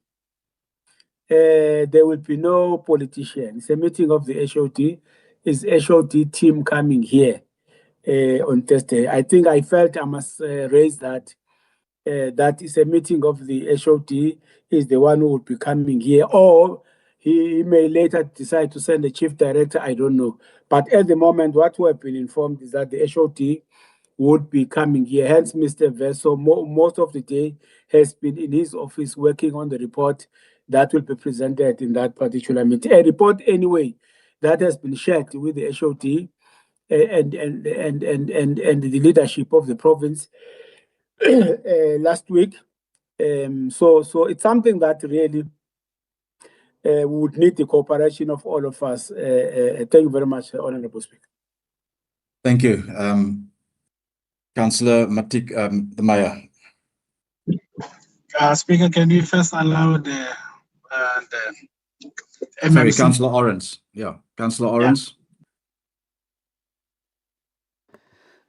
Thank you, Speaker. I just want to answer around the water tanks that is coming up for quite some time now. Rajesh, he did bought 5 water tanks. One we take up to, I think, Springfield. Me and the Mayor, Mr. Obrichengwa at that time. The other 4 tanks we didn't receive from Mr. Rajesh. So I don't know what happened to their tanks, but their tanks is still in his possession. And then from the garden route, we received 8 or 7 tanks. 2 of those tanks was broken. And then the other 5 tanks was being taken back to the green store. And I asked how many times, where is their tanks? But nobody can give account of their tanks. So somebody down there must give answer to where those water tanks is. Thank you. Thank you, Councillor Orange. Mayor, you want to wrap up first, please? Thank you very much, Speaker. Speaker, let me start by saying that condolences to you and your family. Speaker, I'm not going to be long. I just want to say, Speaker, yes, there are elements of mismanagement that have been taking place.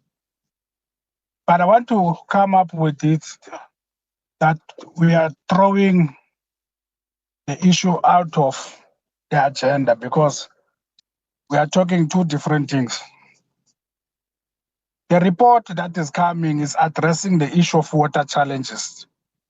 Those water challenges, it's lead to a drought, that they were possible drought, but we are not saying it's a drought, but it's a crisis of water, which there have not been rain across Garden Road municipalities.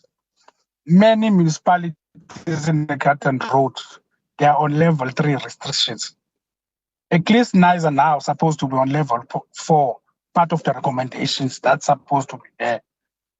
It was also proposed by Councillor Sabach at the last council meeting. Level 4, but not on tariffs. We can still use level 3 tariffs because we cannot say residents, they must pay more. We can still use level 4, but the tariff still be level 3 tariffs. So it's part of the accommodation that we should add. Yes, Speaker, there has been some mismanagement in the past, but we all know that it's not been raining for quite some time. On the issue of water losses, it doesn't mean that only the water just going out. Also, the meters that are bypassed, those water is unaccounted for. It's part of water losses. Out of 11,000, the last report we get, it was only 3,000 that is working. So the whole 8,000 people are receiving water for free. It's water that is going, it's unaccounted. Free, it's free flow. The issue of water, the director is addressing it. There's a company that is appointed, is it resolved, to look at all the leakages, look at the issue of our water. When I've called the director, he went on site immediately and saw the issue of alcohol. Same night, the water was closed so that they can see where the leakage is. A team was established. I'm sure the director, they are busy with it to make sure that they open that whole section to find out the leak in terms of water, because we've been pumping in water, but it's flushed out quickly as possible. So those reservoirs have not been growing. Speaker, it's common knowledge that our residents are tired of us coming here to talk a lot. Section 80, a report was tabled on the water issues in August. The report director tabled the issue of water in August. Now councillors take it as if it's something new. From August, we've been reporting the issue of water and the challenges that are taking place in Knysna. Not only the issue of administration, we know it's not been raining. One of the fundamental issues that we need to ask ourselves, is Chatsford a dam? Or is it a stream that we're abstracting water from? The issue here in Knysna, Speaker, we don't have an exact dam where we get water from our channels and stuff. If it's raining currently, Speaker, this water that goes to us, storm water and stuff, everything is going to the estuary, to the lagoon. All these waters, if it's raining and stuff, go to the lagoon. We only got transport when the water is going that side. So one of the issues that we haven't addressed for quite some time is the issue of storage capacity. Akloklof Dam, if it's full capacity, it only has water for 30 days. Akloklof Dam. And the Chatsford Dam today, we can pump. Tomorrow, we cannot pump off the levels of water. That is there in the legal requirement in terms of Chatsford. So part of the issues to address this is we have met with PG Bison again, Speaker. Try and arrange, but you know that you cannot just take water without licensing and stuff. So the administration is busy negotiating with PG Bison, and also they have also informed Bokmak in terms of licensing and stuff, because that water needs to be tested and stuff. Also, supply chain processes are underway for us to get water tankers that will transport water to the reservoir directly, and also that will transport water to our storage facilities that are there, because we need to transport water to our storage facilities. Again, Speaker, the administration has applied for funding in terms of building a dam for Knysna, a proper hydraulic dam that needs to be built there. When you go to Deep Val side, that funding proposal was rejected by the Department of Province in terms of water. So we have taken it, they have redirected us to national. So we have taken it to national, because for almost since 2010, the issue of water has been taking place and has not been addressed, but developments are taking place, but the issue of storage and capacity have never been addressed. The issue of a dam, why we haven't built a dam yet.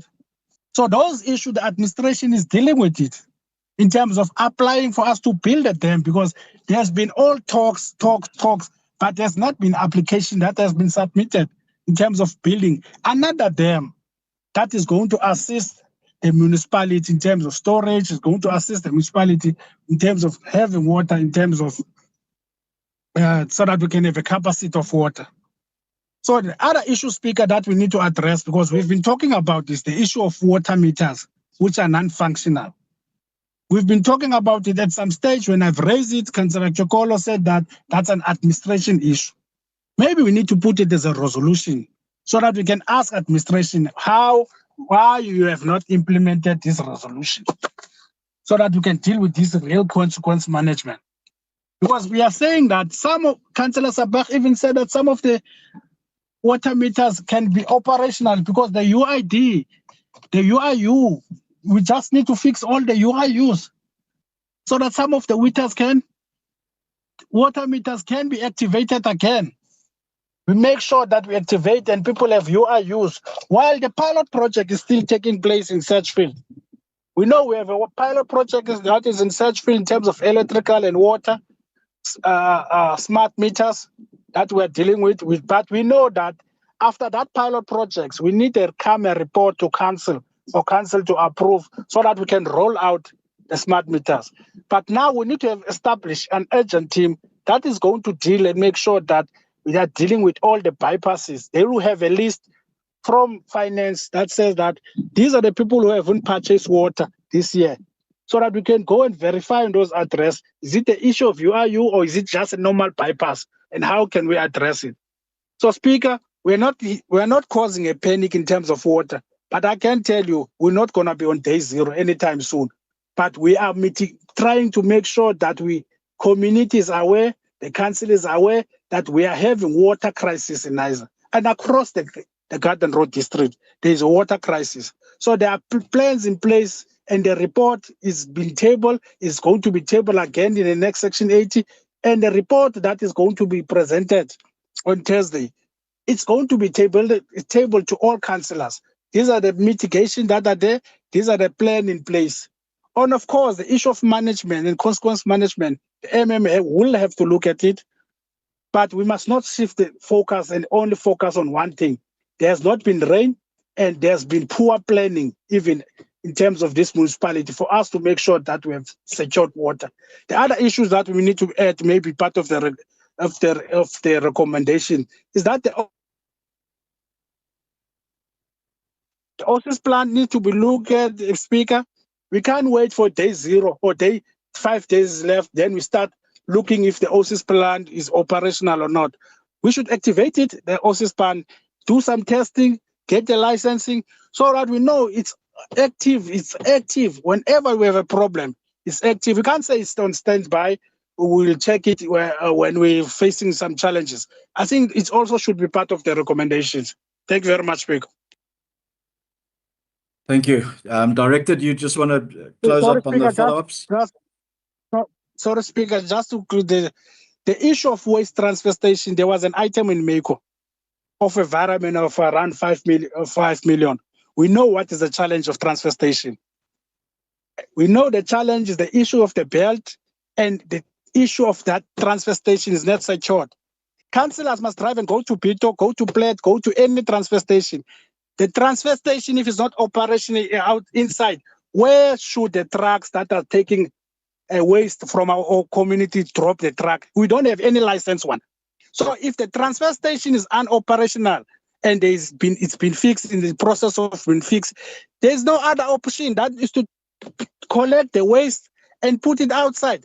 The issue here in Nice is just a pity that the transfer station is in waterfront and is in the CBD, and the issue is not secured.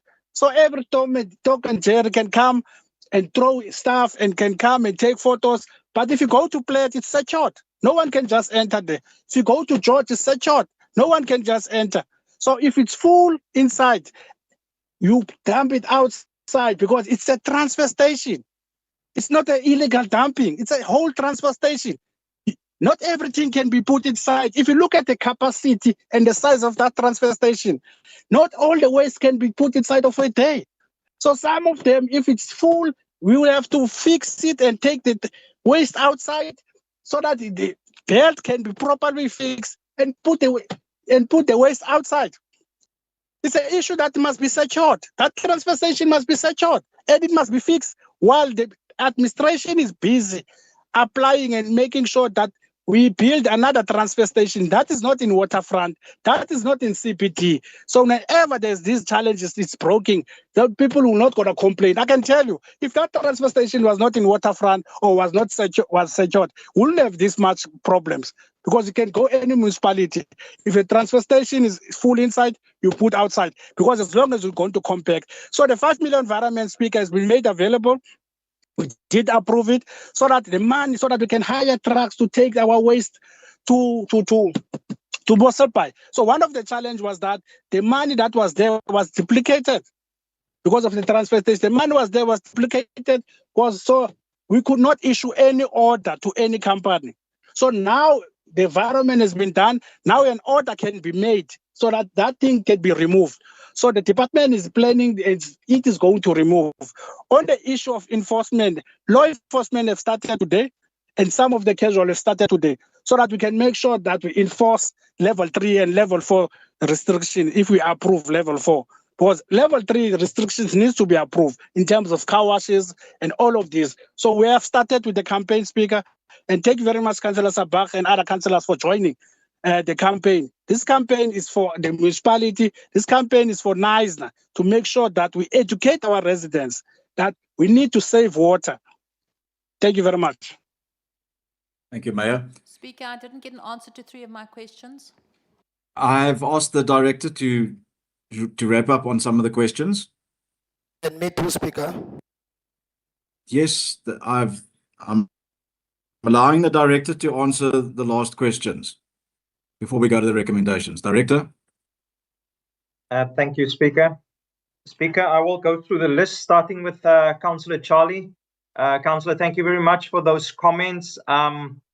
And thank you also for the invitation to make contact with you. And I will encourage and probably engage all our ward councillors and councillors.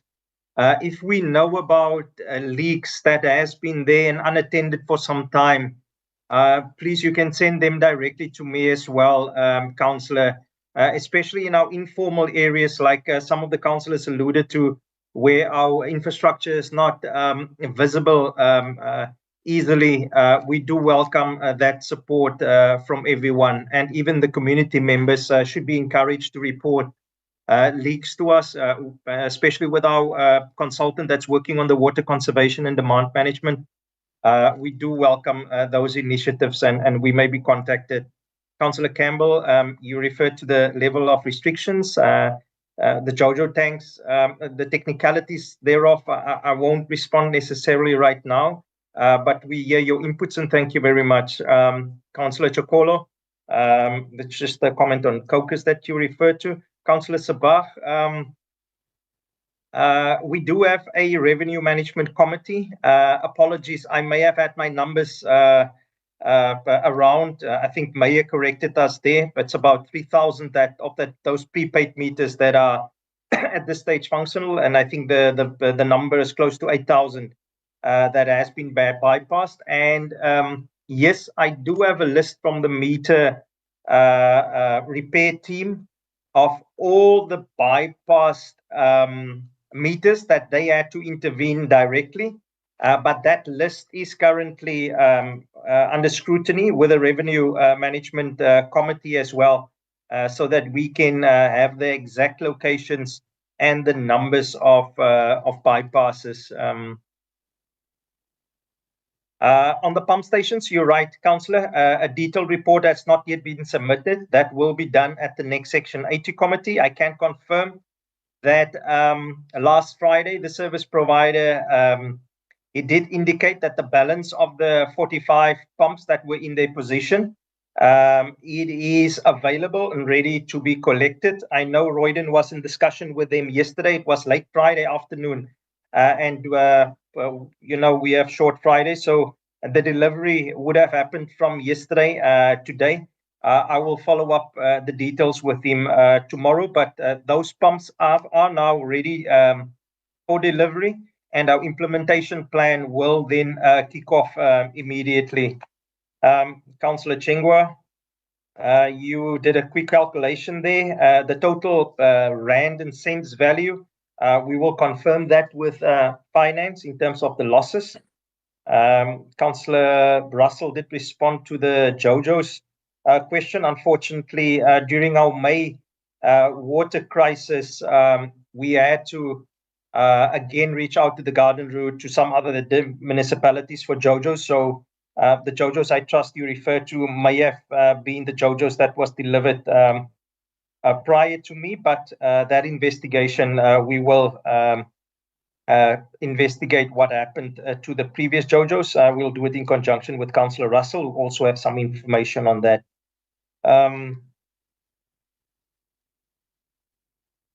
Then Councillor Lowe, unfortunately, Speaker, I cannot comment on those remarks.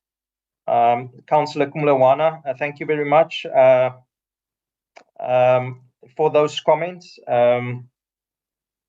We will, like I said, in terms of those bypassed houses, yes, there's a revenue management committee where the team is working together with finance to make sure that we have all the bypassed houses. However, I do welcome also, we will engage further, Councillor, about other interventions so that we can make sure we capture everything that has been bypassed and implement actions then to restore metered urban.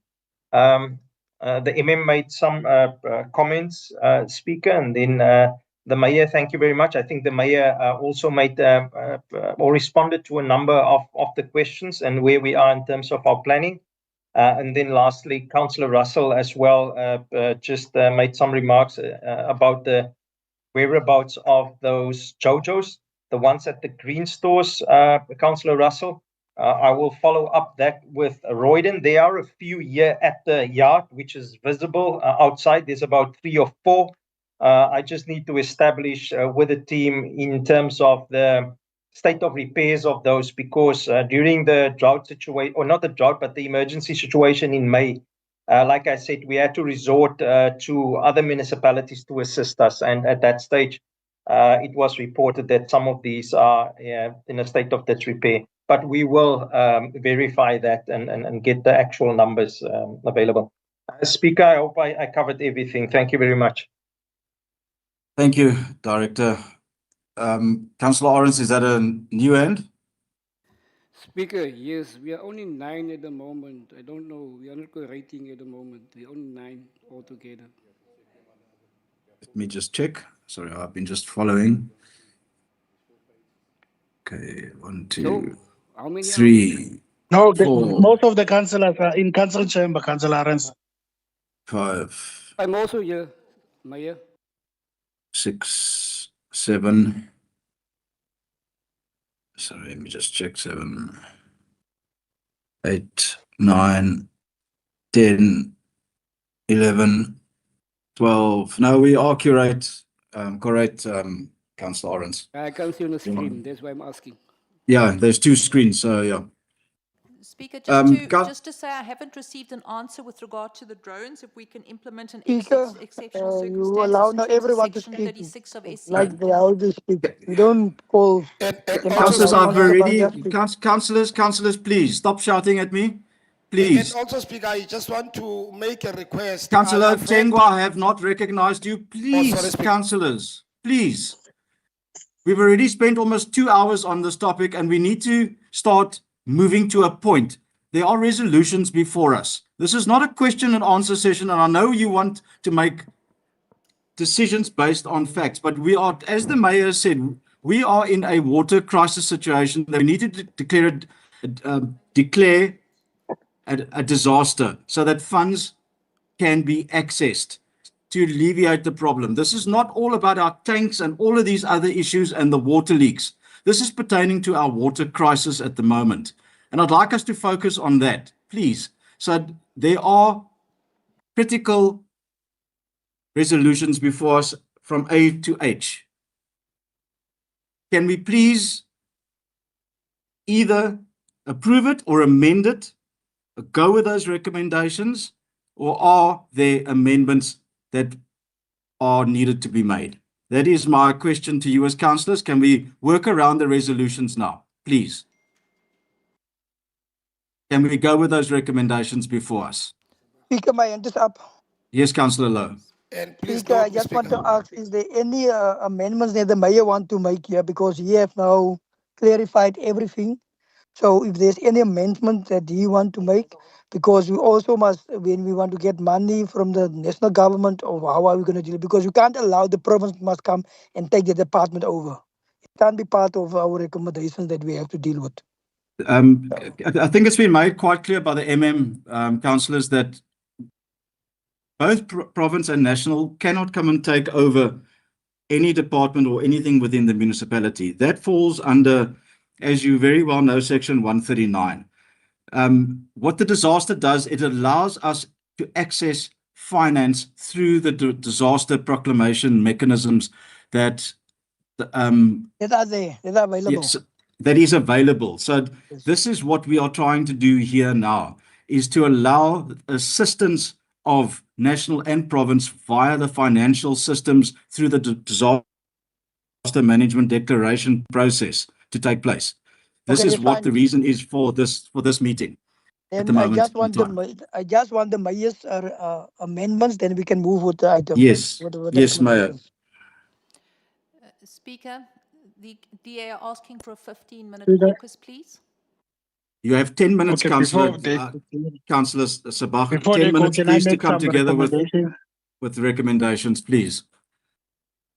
Okay. But Before before they you go, let the mayor put his amendments on the table so that we don't have to go out again and discuss any Noted, amendments. Speaker. Speaker, Mayor. just to add just to add on the recommendation that we declare level 4, but we use the tariffs of level 3, not to increase the tariffs. Second, Speaker, that we get a team that is going to be dealing with water meters, making sure that water meters are not bypassed and checking who has bypassed water meter. The other one that we get, the issue of the truck has already been there. So, but we get a team and making sure that these water meters have been looked at. The third one, Speaker, I want to add also is the issue that was the one that was raised by Councillor Sabah. If you can look at, if you can give this technology of these drones, that will assist us in the interim. Thank you very much. Thank you. That's on the table. I second that, Speaker. Thank you. Councillor Campbell, do you want to add any other recommendation?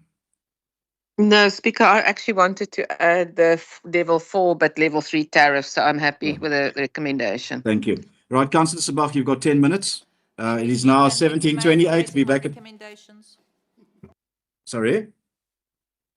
I'm just saying thank you, Speaker, and thank you to the Mayor for raising my recommendations. Okay, you've got until 17:40.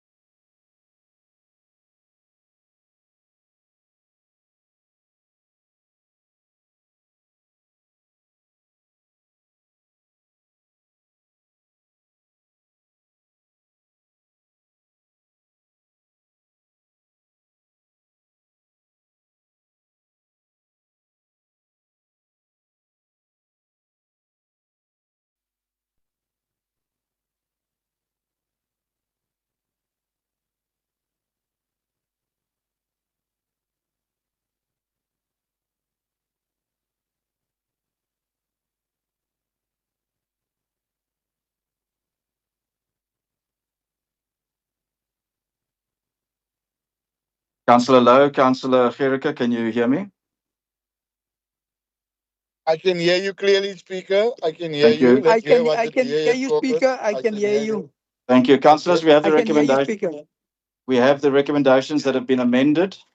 Can we please go with those recommendations? Yes, Speaker. Speaker, Councillor White Yes. has got some amendments on behalf of the DA, please. Thank you. Thank you, Councillor White. Sorry, I'm just have had to revert to my phone, so I'm on my phone, so just bear with me, Councillor White. No problem, Speaker. Good evening, colleagues. Speaker, thank you. Before I make my recommendations, I just need clarity in terms of the tariff that goes with the water restriction level. I know the mayor has made a recommendation that we go to the level 4 water restrictions, but that we don't charge the tariff that is linked to that level. So just need clear in terms of, is the drought tariffs the same as the normal water tariffs being billed to the customer? Because I know there's also a tier level of tariff that's being charged. So if you can maybe just first have the clarity on that, and then I will make my recommendation, Speaker. Thank you. Thank you. Mayor, can you just add to that, just for clarity, do we stick to the current level 3 restriction tariffs? Is that what your recommendation must pertain to?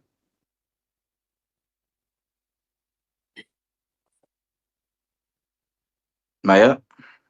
Speaker, maybe the CFO Speaker? can maybe just come in. I was okay. going to say, I was going to Yeah. request the CFO to come in, Speaker. Okay, I just wanted clarity from the mayor if that was his intention to remain on the current level 3, or does it actually change to the drought tier? So then we'll ask the CFO, please, if he can respond.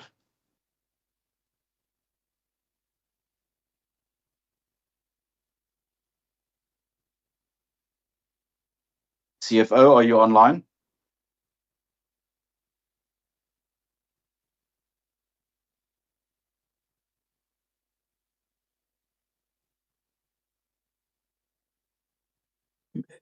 Is the CFO available? Yes.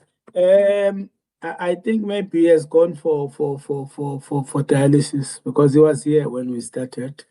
But I had a discussion with the mayor, and the mayor indicated that he has been advised that we are on tier 2, not 3, as he was thinking. So he was going to come in and make that correction. That was our agreement when during the adjournment, that he was going to come in and make that correction because he had made a proposal. So in other words, we move to tier 3. We tariffs. retain the status quo. Yeah, in retain terms the of the status quo. tariffing, because we can't change the tariff midstream. Yes. Tariff is changed once during Yes. the budget process. Exactly, yes. Okay, so Councillor White, you get clarity on that. So we remain on the current level 3 tariff, but move to level 4 restrictions. Yes, Speaker, that is the clarity that I required, Yes. because the DA caucus was going to recommend that we implement level 4 water restrictions with immediate effect, but we retain the current tariff, which is on stage 2, the drought tariff, and not stage 3, as alluded to by the mayor. So we are happy to support that, Speaker. Then in terms of the rest of the recommendations, recommendations A, B, and C can remain as is into the report.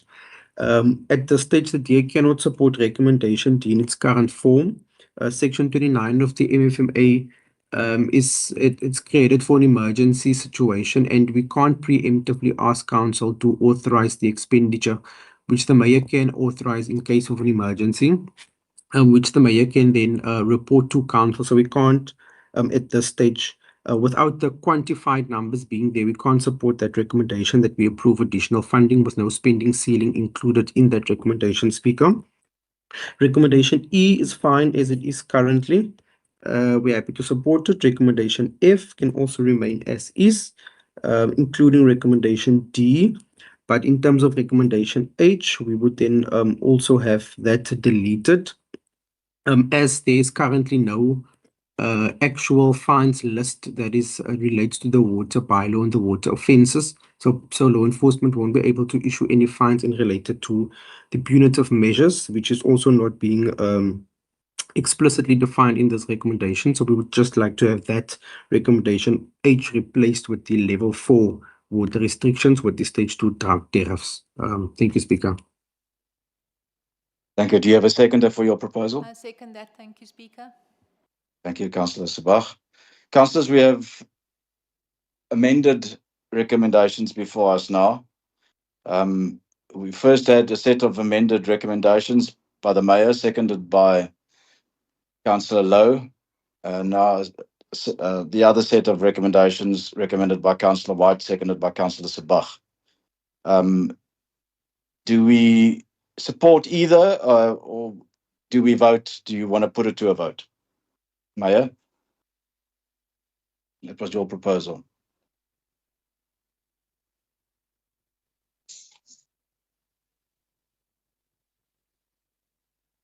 Councillors, I'm going to put it to a vote. Speaker. Yes, Speaker. Deputy. I think the mayor has left the meeting due to signal. Checking. Yeah. The Mayor is online, Speaker. Yeah. Where is he on? They only came Yeah. online now. Thank you, Yeah. Councillor White. He came online just now. Okay. Yeah. So, Mayor, can you maybe advise here what to do, and then see if we're gonna support this thing of the DA, because they might as well load this whole item over. Right, just. Mayor, can you hear us? Councillor Matika, can you hear us? Speaker? Yes, Councillor If I- Sabach. If I may just raise one point in terms of a recommendation made by the Mayor with regard to the drone technology, that would be an administrative process, and I don't think we as council can resolve on that. I think it would be a process that the municipal manager needs to follow the accounting officer, so I don't think we can make that recommendation. That would be interference by councillors. So I think that needs to be removed in terms of the Mayor's recommendation. Thank you. Councillors, we've got two sets of recommendations before us now. Speaker, where's the mayor? I Because don't. he has made it. Yes, that's what I'm. Mayor.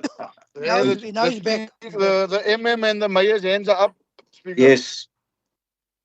Mayor. Mayor, Thank I you, see your Speaker. hand. Yes. Thank you, Speaker. Sorry, can the MM start? Yes. Now we must start over again. Why must we start over again? The two recommendations, Speaker, are not conflictual. Yes, that's my whole point, Yes, I was trying to find a facilitation point between the two that we can consolidate. Yes, because my take, Speaker, is that on the question of the ceiling, I think the DA was raising the fact that it would be open-ended, which talks to the issue of financial prudence. I think it's something that we can look into, and without necessarily having to put that into a vote, but also in terms of mentioning the type of technology. Maybe we can put it in a way of looking all possible means of ensuring that we're able to respond. So I'm trying to say, really, I didn't see anything that is conflictual in terms of the recommendations. Thank you, MM. No, Mayor? thank you, Speaker. No, I agree. We don't have a problem. I was also going to amend because I was told, was on level 2. So Yeah. I was going to amend that we stick with the current level where we are, which is level 2. So also on that one, that has been deleted in terms of the mayor has a delegation in terms of section 29, but not more than $1 million. So I think if there are any emergencies, we'll use it and we'll report to council. But if anything that is below, it's above $1 million, then we're gonna only take it to council. We'll ask a special. But if it's below $1 million, we're still gonna use it, those things and then take it to council and part of the report. Thank you very much. Thank you. So we can go with those recommendations as recommended by Councillor White, as amended. Councillors. Thank you. Yes, Thank you. Speaker. Yes, Thank you. Speaker. Speaker. Thank you very much. Go with that, Speaker. Go Thank with you. that thing. Thank you, councillors. Yes, Emanate. Speaker. Go for that thing. Yes, we go with those recommendations as amended. Thank you. Councillors, there's a emanating from the mayoral committee today, there's a supplementary agenda with 3 items on it. Let me just get there. I'm on my phone, so I'm having to juggle around. There's new matters submitted by the municipal manager. There's a reallocation of funding for the electrification of house at Teachers Cottage. There's the emergency housing material funding requirement and season preparedness, and security services for Sedgefield and infill project at the USAVE site, which emanated from the outcome of the recent court case. So those are the 3 items that are before us. Does everybody have that information on the supplementary? I just want clarity on that, please. Yes, we Councillors? Speaker, Yes, Yeah, we do yes. have it. I just want to can we not deal with those 3 items on the council meeting of the 11th of December? I asked the same question. There is apparently some urgent work that is needed to be done before that, and that if we only conclude on that next week, it's pushing the window, the envelope a little bit too far into the holiday mode. So administration wants to get things prepared, especially when it comes to the housing kits that needs to be acquired as soon as possible. So that was one of the reasons why we are dealing with this now. I would not have allowed it if it wasn't for the emergency. And the mayor has also requested that because of the urgency of this, that this, while we are meeting today, that this go ahead and not only be submitted to next week's ordinary council meeting. Councillor, I see Councillor White, Councillor Gericke, and the mayor. Maybe the mayor can start, Speaker, because Yes. I Yeah, the think mayor has must requested start. this. Yeah. I Mayor? think Oh, thank you very much. Thank you very much, Speaker. Speaker, I think on these 3 items, I asked specifically that we bring them closer because they cannot wait for 11th of December.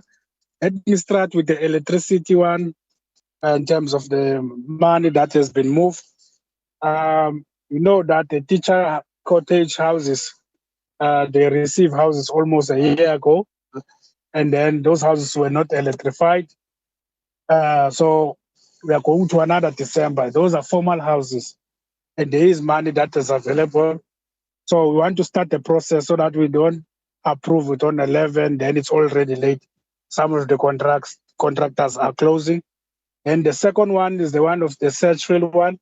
There was a company that was appointed for a 1 month because we thought that this thing is going to be finalized on the 28th in court, but the issue was not finalized in court. So the issue has been moved to next year, January 28th. So we are going to need some funds also that must be made available because it's also emergency. It's unavoided. Because if we're not gonna guard that property, so more houses might be built. When we go to court in January, the court might ask, but why are you here? You allow people to build again in terms of of that one. And then the third one, it's regarding the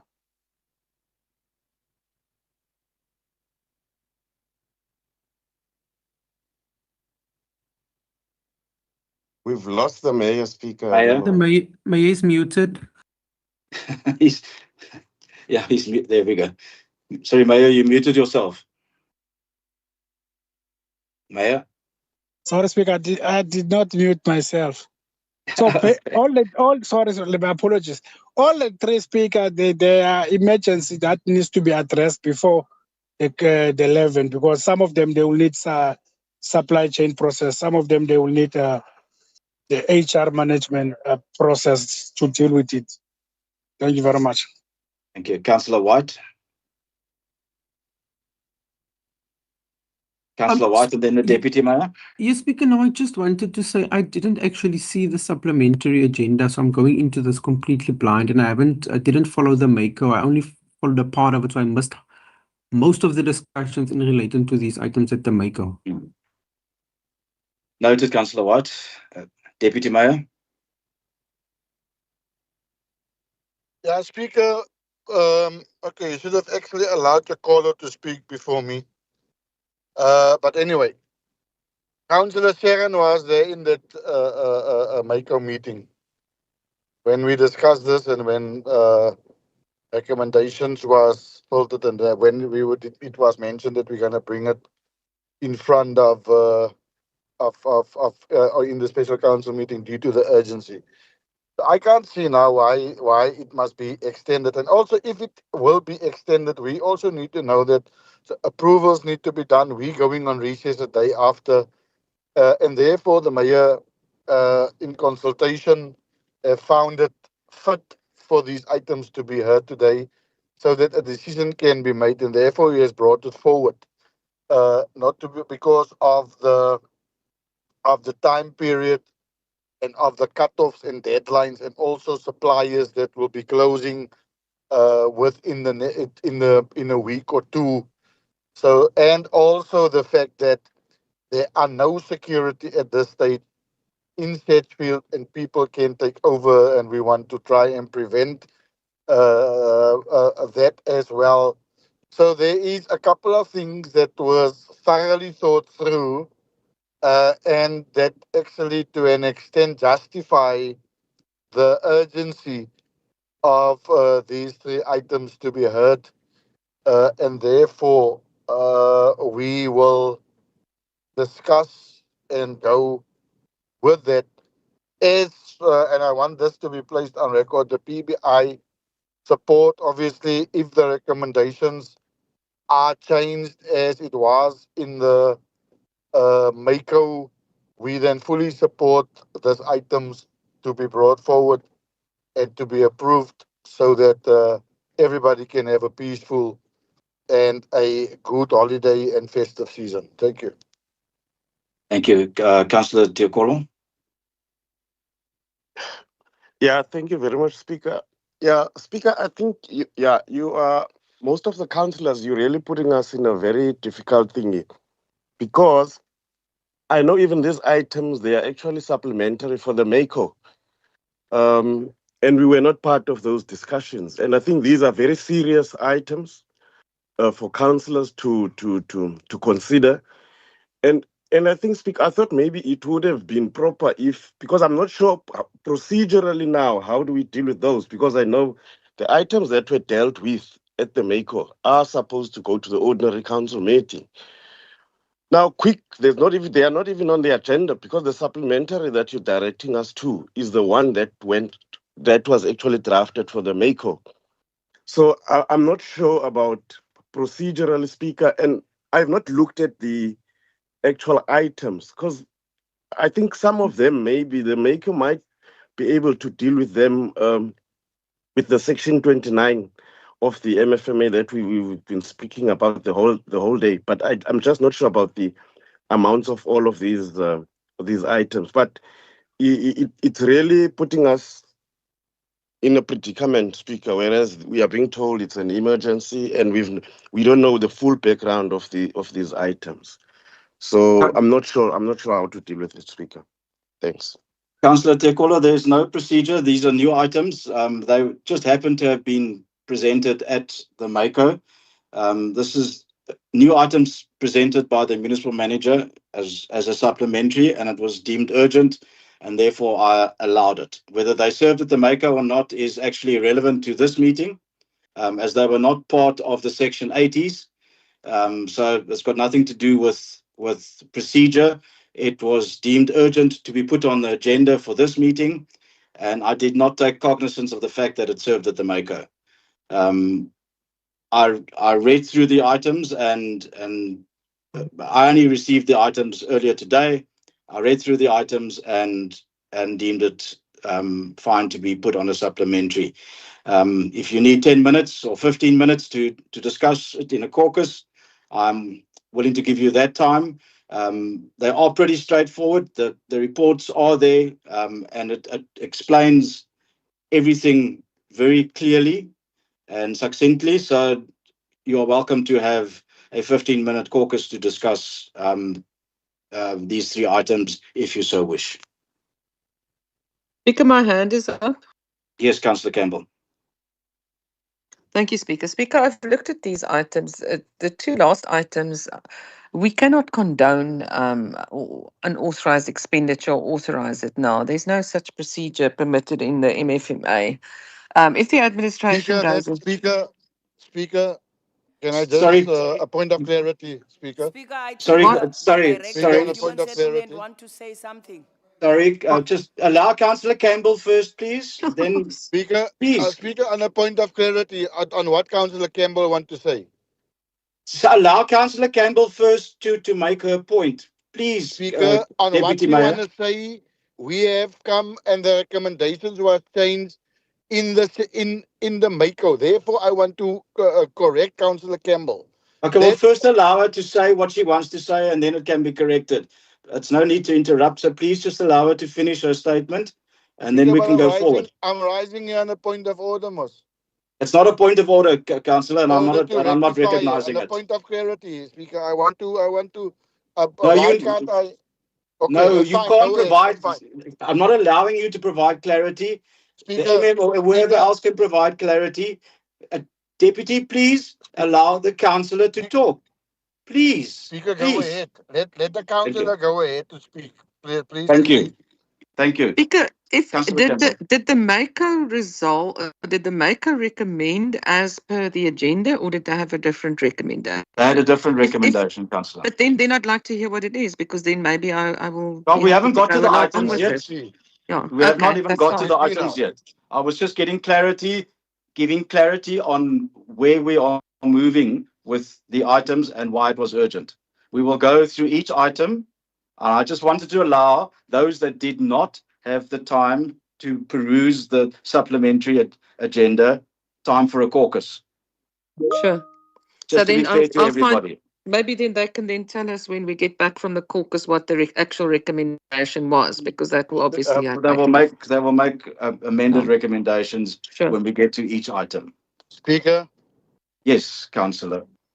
Okay, maybe we need to give the correct recommendations and the ones that was amended before people go on a caucus, so that they go in a caucus with that mindset to say that, okay, it was changed, because all of them are going to caucus now to say we want to allow, and the council must now allow fruitless and wasteful expenditure, etc., etc. We have removed that.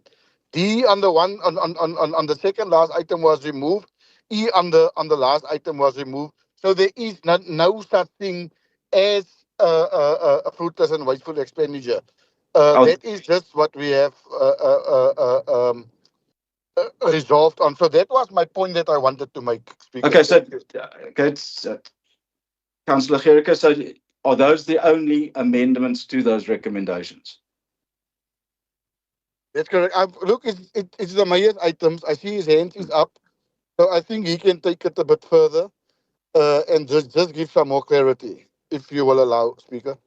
Yes, before the caucus, Councillor Mayor, would you just give clarity on those recommendations, please? Thank you, Speaker. Can I allow the Director, Strategic Service, to take us through, please, on the changes, then we can move. Which director is going to take us through? Director of Integrated Infrastructure. Human Settlements. Yes. Thank you, Doc. Thank you, Speaker. Just to, as was indicated by the DM, on the second item, the emergency housing, we are removing D, which is really the same issue that was raised by the councillor earlier. That has been taken out. And we have replaced that. We just need to get still the wording, but the idea was that it will bring the figure down within the million, so that when there is an emergency situation, the mayor can act within his powers as per Section 29. So the D will be replaced with a wording that we will still provide, but it will basically bring it within the authority of the mayor. And then we have done the same on the item, the last page, page 12. We have also removed E from that, so that we deal with the issue that was raised by the council before. So those are just the two changes with the one amendment that we have added on the second item. The first item stays the same, so there's no changes to that. Thank you, Director. MM, do you still want to say anything? No, Speaker, Dr. Martin has covered me. Thank you. Councillor Campbell, you covered? Your hand is still up. Sorry. Sorry, yes, I just want to know, I just would like to know the wording. I'm happy that we're not authorizing anything, but if we could just maybe get the exact wording of those amended items, because I was actually happy to go ahead with those two, and we can just note them if we're no longer authorizing. But yes, that's my only issue. But no, the first item I still have some questions about, but we'll wait until everybody's caucused. Councillors, it's now 18:07. You have until 20 past 18:20 for a caucus, and then we will resume again. Thank you.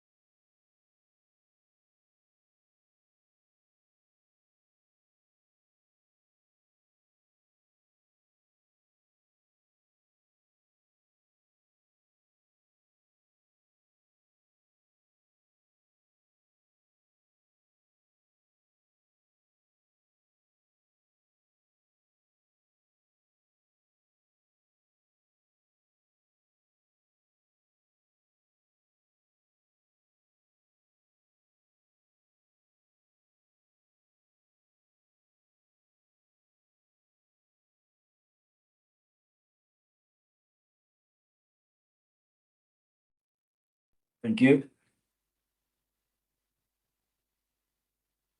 Councillor, so the first item on the supplementary agenda, there are recommendations on that item from the municipal manager, that the council notes the urgent need to electrify 12 formal housing units at the teachers' cottage, and then it's 2, 3, 4, and 5. Can we go with those recommendations? Speaker? Yes, Councillor From Sabah. the DA's perspective, first of all, the agenda needs to be amended in terms of the items to coincide with the council agenda. So they need to be changed to 6.2, 6.3, and 6.4. I've already queried that. Yes, thanks. Okay. Then, secondly, it is our view that the items can all be noted on the basis that the the recommendation is being amended to ensure that the mayor authority in terms of the delegation register, in terms of Section 29 of the Municipal Finance Management Act, allows him to delegate up to R1 million and then report to council thereon. But if the amount needs to go higher, then he would call a special council meeting. So in terms of all of them, we are of the view that they can all be noted, provided that recommendation is amended.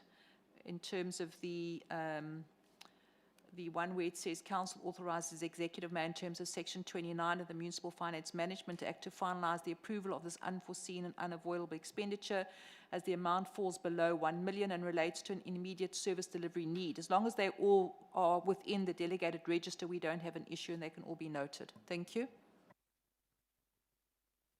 Thank you, Councillor. Let me just get, sorry. Councillor Campbell. Yes, Speaker. Sorry, I also feel it can be noted, but we're going to then have to amend the recommendations because a lot of the stuff is not just for noting. So the first item, I would say that we note 1 and 2. That. 1, 2, and then 5. The rest is, as far as I'm concerned, the mayor and the administration can deal with it and then report back to council. That's. Let me just, sorry, I'm just scrolling. I just need to scroll to get to those recommendations again.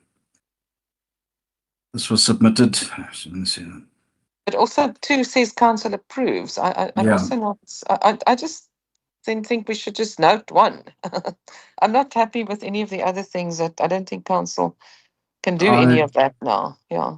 I would recommend MM, if you can just assist here, that if we note MM, if we note, take Yes, up, yes. move all the recommendations, we note Yes. all of each of these recommendations are noted, and then all the administrative processes can go ahead. Yes. Speaker. Is that I agree with the approach that Councillor Sabah has recommended, Speaker. all right? So in relation to the first item, which is on the reallocating of funds for electrification of houses at the teachers' cottage, that's M111225, that the report and the item be noted. That's it. Councillors, Yes. do we agree with that? Yes. Everything then. Yes, everything then yes, can. Speaker, we can move. Next item is M121225, the emergency house material funding requirement and season preparedness. Can we note that report? Thank you, Speaker, Speaker. we can note that with the change recommendations to that D has been removed from the recommendations, and we can move with that one. No, we basically just all the recommendations are actually just removed, and we're noting it because everything is administrative from this point onwards. But then we can note everything, Moss. Yes, so no, I want. Let's note That's everything. exactly what I said. That's exactly what we're doing, but I need to do each item individually. That's why I'm going through each item as per the item. The next item is M131225, security services for Sedgefield infill project on the USAVE site. Can we note this item? Yes, Speaker. Thank you. And that is the end of the council meeting, and council is adjourned. Thank you, Speaker. Thank and you. all be well with Speaker, you. all the Thank you. best there. All the Thank you, best. Speaker. Thank you, councillors. I appreciate the condolences. Okay. Thank All you the so best. much. Yes, I'll see you back on Monday. Okay, Thank you. Speaker. Okay. That's not a bug, DM.